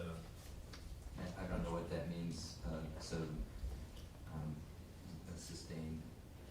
This figure that you saw, David Rowe, did you see that he had limbs?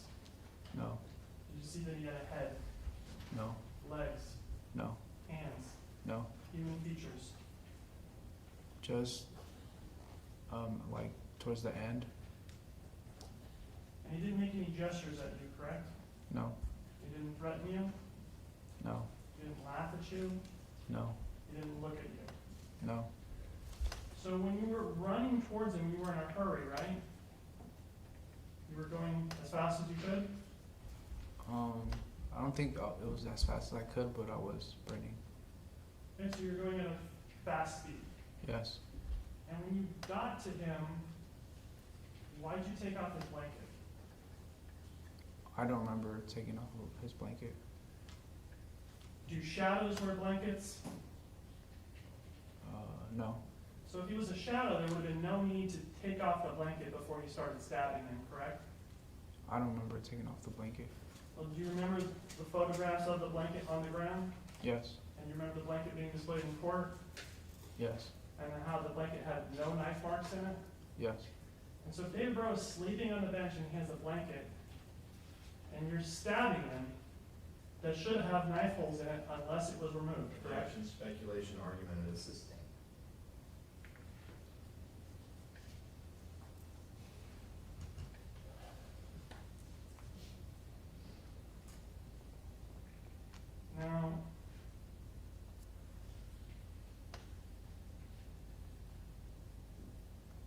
stabbed David over 30 times, correct?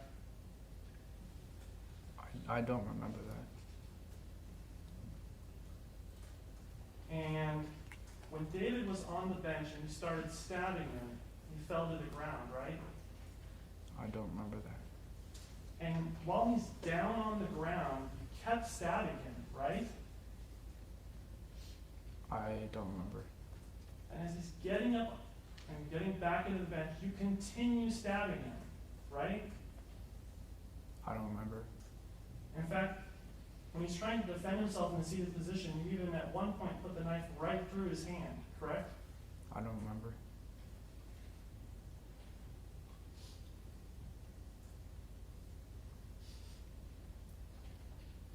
Do you remember being angry? No. And after this, you went home, correct? Yes. And you had just stabbed someone many times, correct? I don't remember. Well, from the evidence in court, are you convinced that you stabbed someone many, many times in Central Park? Yes. And so at this point, you've left the sheath behind at the scene, correct? I don't remember. Well, do you remember the evidence of the sheath being left behind? Yes. And do you have any information that leads you to believe that that isn't your sheath? No. Okay, so if you no longer have the sheath and you're carrying this double-edged sharp dagger, how is it that you get the dagger home? I don't remember. Was it in your hand? I think I put it back in my pocket. Which pocket? My right pocket. Your pants pocket? Yeah. And this sharp dagger didn't go through your pocket? I don't think so. And when you got home, there was a lot of blood, right? I don't remember seeing blood. Well, there was blood on the knife, right? I don't remember it. And was there blood on your clothing? I don't remember.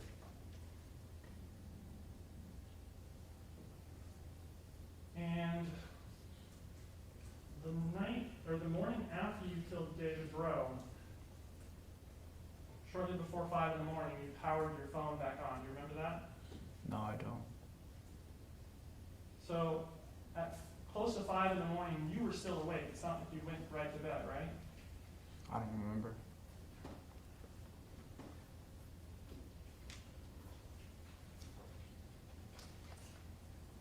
And the next night, you went out and you conducted some reconnaissance over at Sycamore Park, correct? An argument of assisting. The next night, you went to Sycamore Park, correct? I don't remember. You had just been in the park the night before, Central Park, where you believed that a supernatural being 50 feet away was something that you had to run towards. Why would you go to another park the next night after such a traumatic event the night before? I don't know. Was it because you wanted to check for exit routes? I don't think so. Was it because you wanted to look for the dark areas in the park? I don't think so. And while you were there, you had your phone, right? I don't remember. And you turned off your phone in the park because you were concerned about being tracked, right? I don't remember. Do you know of any other reason why you would have turned off your phone? Objection, speculation, relevance. Overall, you can answer, No, I don't remember. Now, you testified on direct that you had seen some sort of supernatural being on a bike in Sycamore Park before, correct? Objection, state's testimony. Overall, if you understand, you can answer. Can you repeat the question? Yeah, on direct you testified that in March you saw an individual on a bike that was a shadow, with a big gaping maw, making a gesture, pointing and doing things like that. You testified about that happening in March, correct? Yes. All right. And that was, your testimony is that that was in Sycamore Park, correct? Objection, state's testimony. Well, sharpen your question. Was it in Sycamore Park? It was near Sycamore Park. And so Sycamore Park is an area where you run into issues before then, correct? Just that one time. And so if you had just run into a supernatural being in Central Park, why would you if you just run into a supernatural being in Central Park, why would you the next day go to Sycamore Park where you'd also run into a supernatural being before? Shouldn't you be going to areas to avoid supernatural beings? Objection argument. Overruled. You can answer. I don't think I was worried about that. Well, I mean, if you weren't worried about supernatural beings, then why did you stab David over 30 times? Objection argument. Sustained.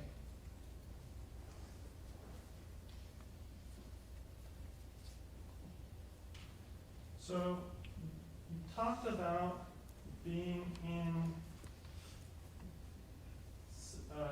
Sycamore Park the night you killed David, or you killed Kareem, correct? I don't remember going to the park. I just remember being on my way home. You remember being in the park though, right? Yes.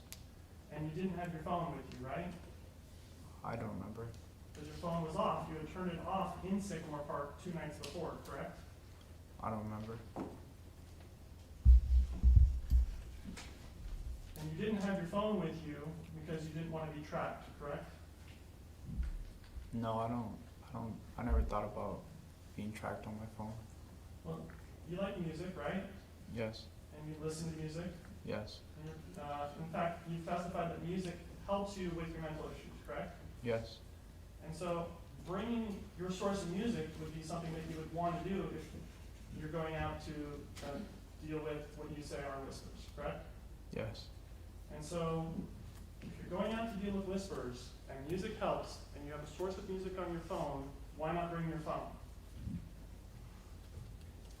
I would sometimes just forget it. I would kind of just leave the house. But this time it wasn't just that you forgot it, it wasn't even on, correct? Objection hasn't answered. Overruled. You can answer again. I don't remember turning my phone off or on. And you testified on direct about seeing Kareem in the park. Do you remember that? I remember seeing a shadow shapeshifter coming towards me. And on direct, you described this as a shadow with an open mouth and a gaping maw, correct? Gaping what? An open mouth, but there was a void there, right? Yeah. And that it was gesturing, pointing, and making some kind of arm gesture, correct? Yes. Making fun of you? Yes. Laughing at you? I thought so, yes. And you've talked to Dr. Benson, Dr. Weiner, and Dr. Ree about this as well, correct? Yes. And in those, you didn't use the word shadow at all, correct? I don't remember what I specifically told them. You only said supernatural being, correct? I don't remember what I specifically told them. Do you have any reason to doubt that you told Dr. Benson, Dr. Weiner, and Dr. Ree supernatural being and not shadow? Objection, speculation, hasn't answered. Overruled. No. And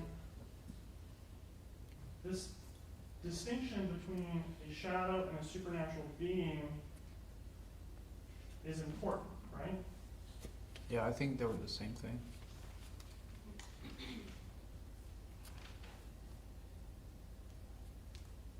But you know that a supernatural being is a person, right? No.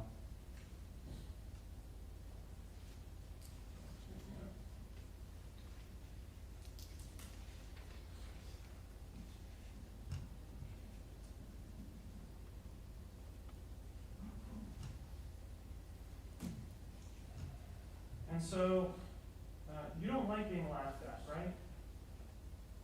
No. Makes you angry, correct? Not angry, but more like upset or like questioning why they would laugh at me. I mean, previously when someone was making comments about you or making fun of you, saying that you're a funny guy, you physically assaulted them, right? I don't remember it being physical, but I did confront them. And so when you see Kareem and you perceive him as laughing at you, that made you angry, right? I don't remember being angry. And you come to Sycamore Park with your knife, right? Yes. And you came there because you were looking for someone to kill, correct? No. And that's why you picked Kareem out of all the people in the world to be the one who killed, because you thought that he was laughing at you and you decided that he was your target, correct? No.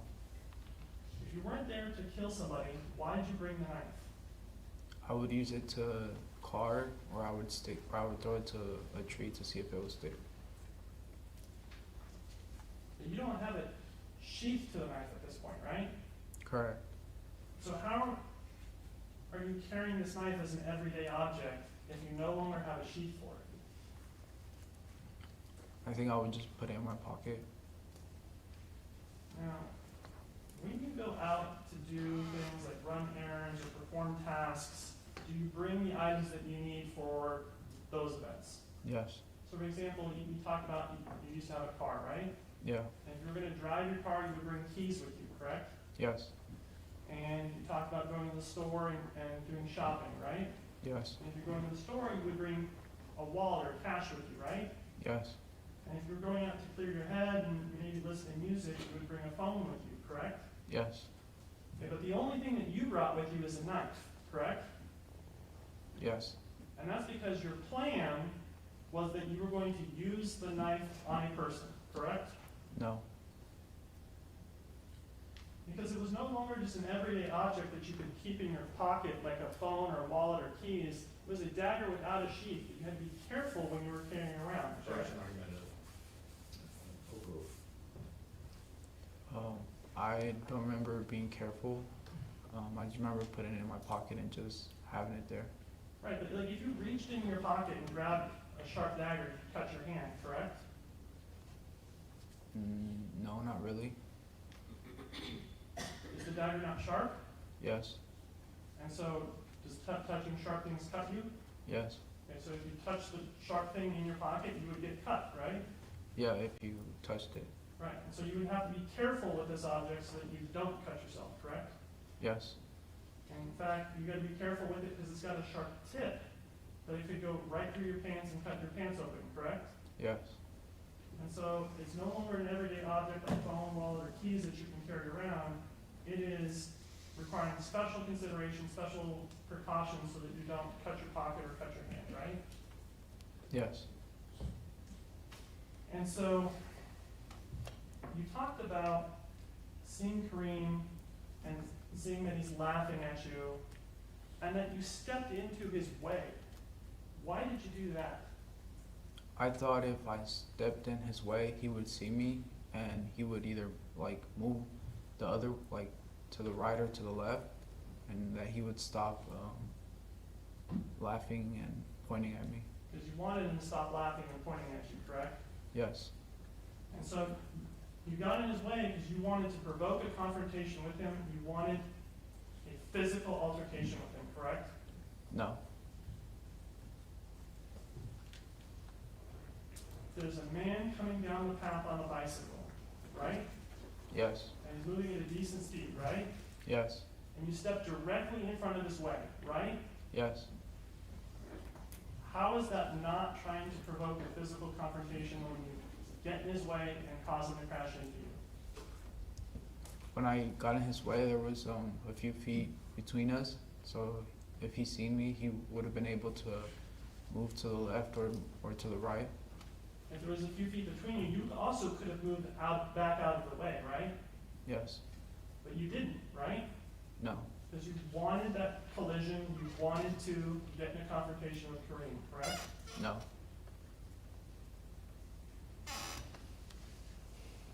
And once you collided with Kareem, you started stabbing him, correct? I don't remember stabbing him. You don't remember stabbing him over 50 times? No.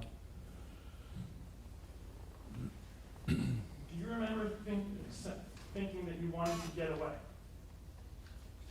I remember being scared of, because there was a light that was coming my way, and I thought it was the shadow shapeshifter, so I got scared and took the bike and went away.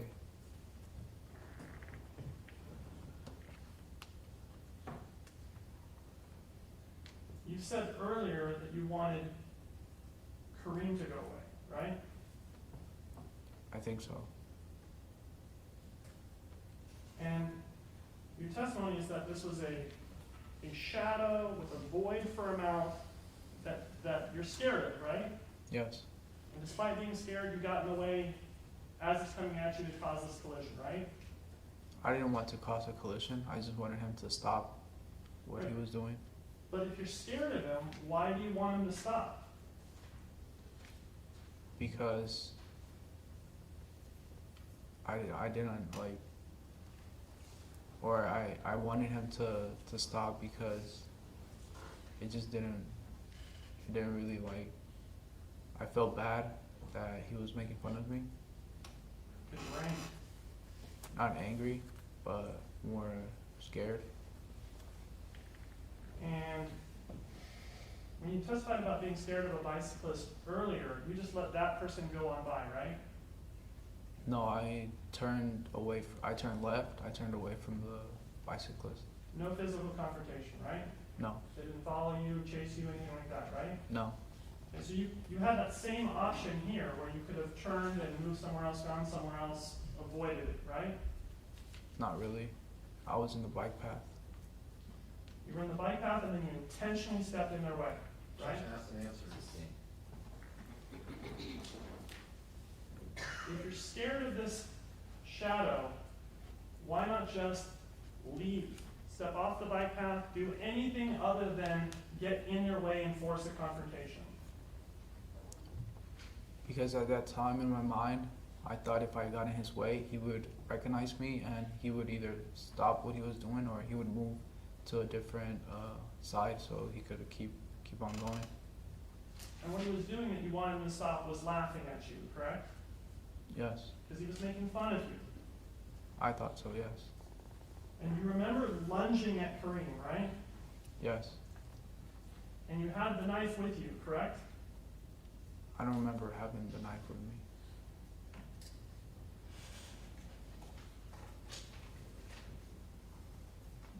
And you stabbed Kareem many times, correct? I don't remember that. And it's your testimony that you did this because you wanted to get away, correct? No, I didn't want to get away. Okay, then why were you doing it? I don't know. And if you're scared of something, you should get away from it, right? Yes. But you didn't try and get away from it, correct? Objection, asked and answered. Sustained. You were in court when we heard the testimony from Dr. Massey, correct? Yes.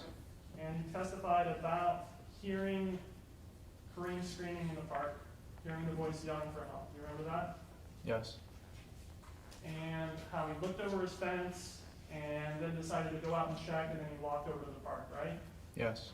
And so from the time that your assault on Kareem started to the time Dr. Massey got there was a significant period of time, somewhere a minute or more, correct?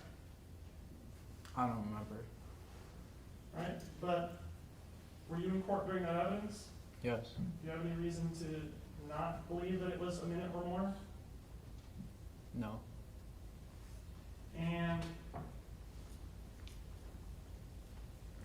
during that time where Dr. Massey hears the assault, looks over the fence, and is looking at what you're doing, you didn't try and get away, right? I don't remember. Because during that time you just stayed with Kareem and you were still stabbing him, right? I don't remember. And so it wasn't until Dr. Massey actually got to the scene and is talking to you and saying, trying to assess what's going on, that you finally decided to get away, right? I just remember seeing a flashlight coming towards me, and I thought it was a shadow shapeshifter, so that's why I started to look for the bike so I could ride away. Do shadow shapeshifters carry flashlights? I don't know. So if Dr. Massey was a shadow shapeshifter, why would he have a flashlight? Objection, speculation, argumented. Sustained. Why didn't you flee before Dr. Massey arrived? I don't know. Is it because you wanted to make sure that Kareem was dead? No. You saw the photos of Kareem on the path, right? Yes. And you saw the photos of where the wounds in his chest were, correct? Yes. And they were focused on his heart, his neck, and his head, correct? Yes. And you stabbed him specifically in the heart because you wanted to kill him, correct? I don't remember that. Do shadows have hearts? I don't know. Because if it was a shadow, there would be no need to be stabbing in the heart versus other places, would there? I don't know. And it was because that you knew that he was a person that you specifically stabbed him in the heart, correct? I don't remember stabbing him. And when Dr. Massey came, you fled immediately as he approached, correct? Sustained. How far away was Dr. Massey when you started your flee?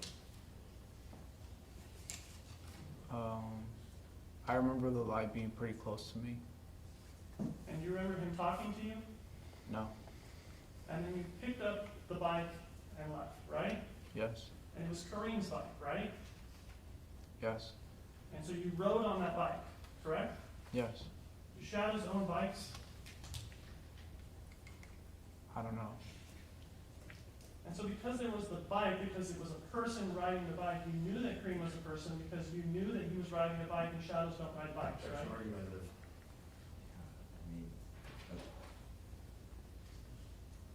I rephrase. The fact that Kareem was on a bike told you that he was a person, correct? No. In fact, when we were talking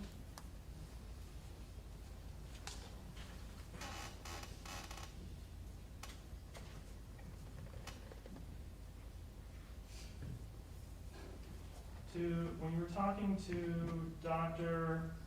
Weiner, you specifically told him that you grabbed, quote, the other guy's bike, correct? I don't remember what I told him. And other guy refers to a human, correct?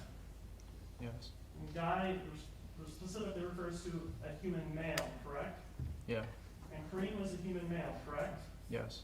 And so when you say that you grabbed the other guy's bike, you know that it's a human male's bike that you are taking, correct? I think at that time I knew what happened, so I think that's why I said that I grabbed the other guy's bike. And as you're fleeing from Dr. Massey, you turn back and you speak with him, right? No. You say to him something to the effect of, "What do you want, man? Leave me alone." I don't remember that. Do you remember Dr. Massey's testimony on that point? Yes. Do you know of anything that would have hindered Dr. Massey's ability to hear you say that? Like, was there loud noises like a train or anything else that would have impaired his ability to hear what you were saying? No. And when you told him that you used the word man, correct? I don't remember that. Because a man is a person, correct? Yes. So you knew Dr. Massey was a person at the time that you were addressing him when you were saying, "What do you want, man? Leave me alone." You're saying, "What do you want, person? Leave me alone." No. And then you rode your bicycle and you went over the bridge and then you went down to Crystal Grove, correct? I just remember leaving the bike on the bush and running back towards the footbridge. And there was a lot of blood, right? I don't remember seeing any blood.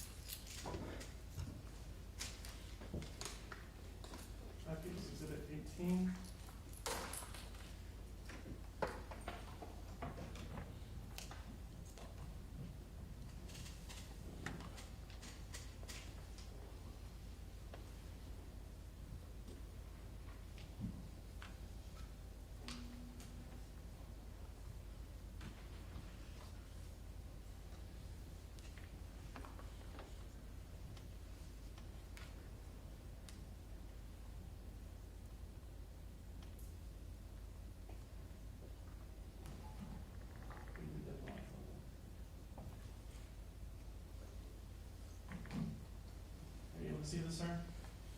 Yes. This is where you left Kareem's bike? I just remember it being by a bush. Why here? I don't know. During the other two stabbings, you rode your bike, correct? Yes. When you stabbed David Bro, you rode on your bike and you approached on foot, correct? I just remember being at the bench. And then you approached him on foot, right? Yes.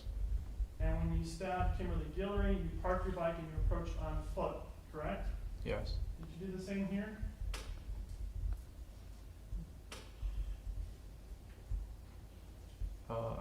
I just remember going home, walking. Why did you stick the bike here? Why did you abandon Kareem's bike here? If you wanted to get back home and you were already on a bike, why not just ride his bike back home? Objection, this state's testimony. I don't know. If you were trying to get back home and you were already on a bike, you could get home faster on a bike, correct? Yes. Did you have another bike staged here? No. Because these bushes would be an area where you could stage a bike, correct? Objection, foundation, speculation. I don't think so. And so when you stop the bike here, ask about the blood.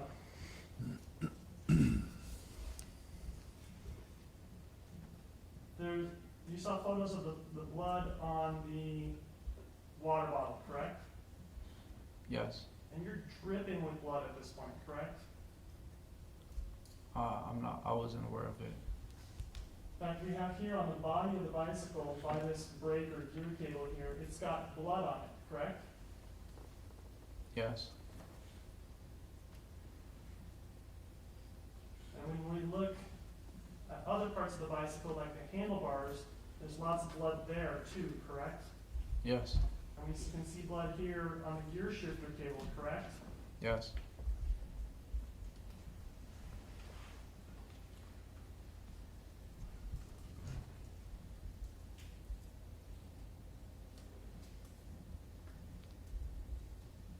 And there's blood on the water bottle, correct? Yes. Why did you handle the water bottle? I don't know. So this is Kareem's bicycle. Where was the water bottle? I don't remember. And so you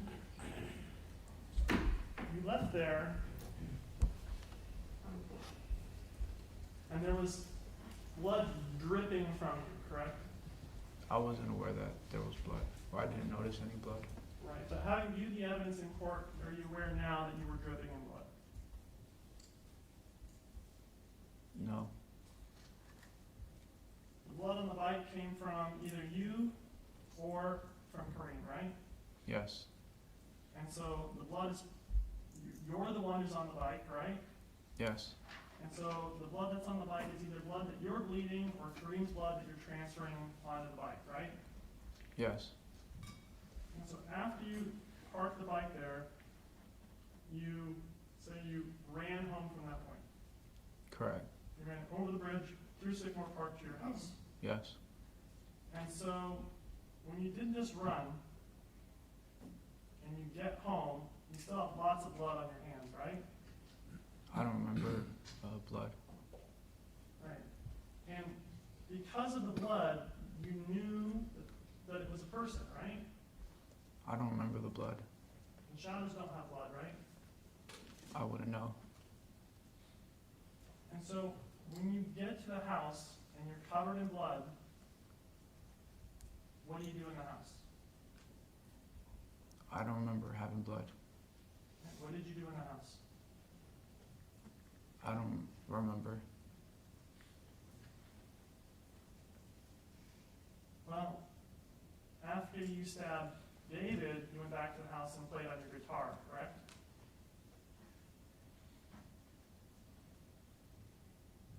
Yeah. Did you play on your guitar after you stabbed Kareem? I don't think so. And when you were at your house, you you have to go through doors? Yes. And did you go on your computer? When specific? No, overall, he's talking about after Sycamore Park.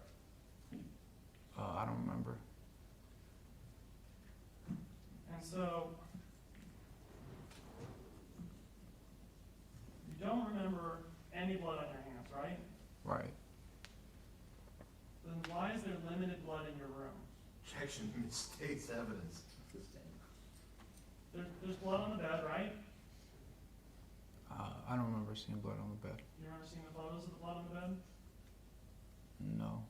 And there's blood on some gym shorts and a shirt and a hamper in the closet, right? Yes.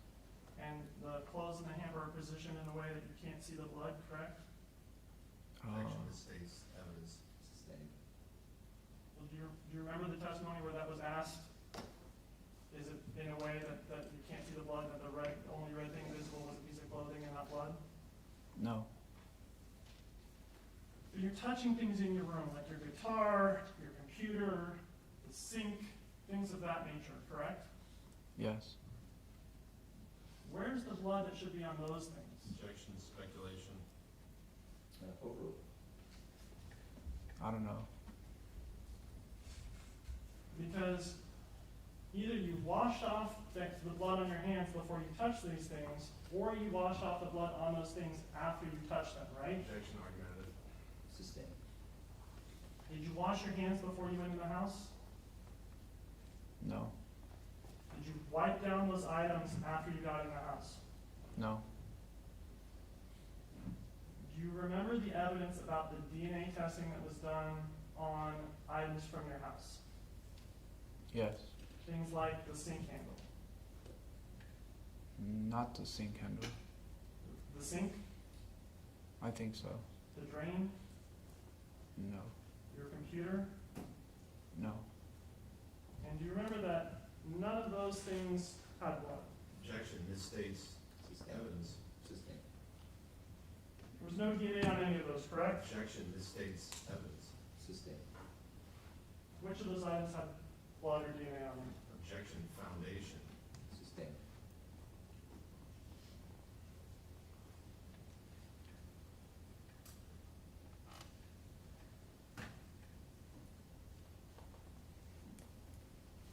I have here People's 101. I'm going to show you two photos.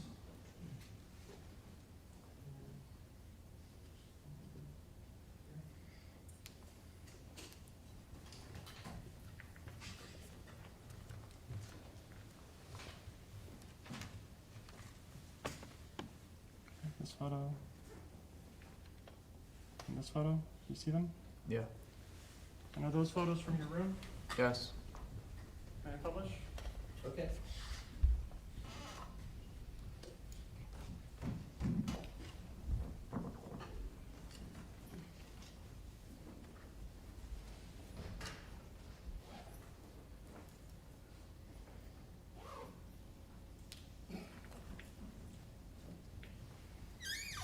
Okay, so if you didn't wash your hands before you came into the house, what items did you touch in the house? I don't remember. So this is your room with your guitar, correct? Yes. And if we zoom into the guitar, does there appear to be any blood on any part of the guitar? No. And you have two guitars, correct? Yes.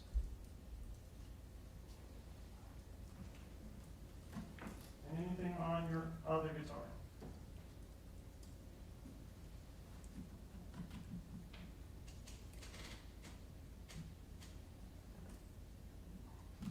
This is photo 86. You see the second guitar? Yes. Is that your guitar? Yes. You zoom in, any blood on the guitar? No. And this white netting that's there right next to your guitars, no blood on that? No. And no blood on your computer? Objection misstates evidence. That's sustained.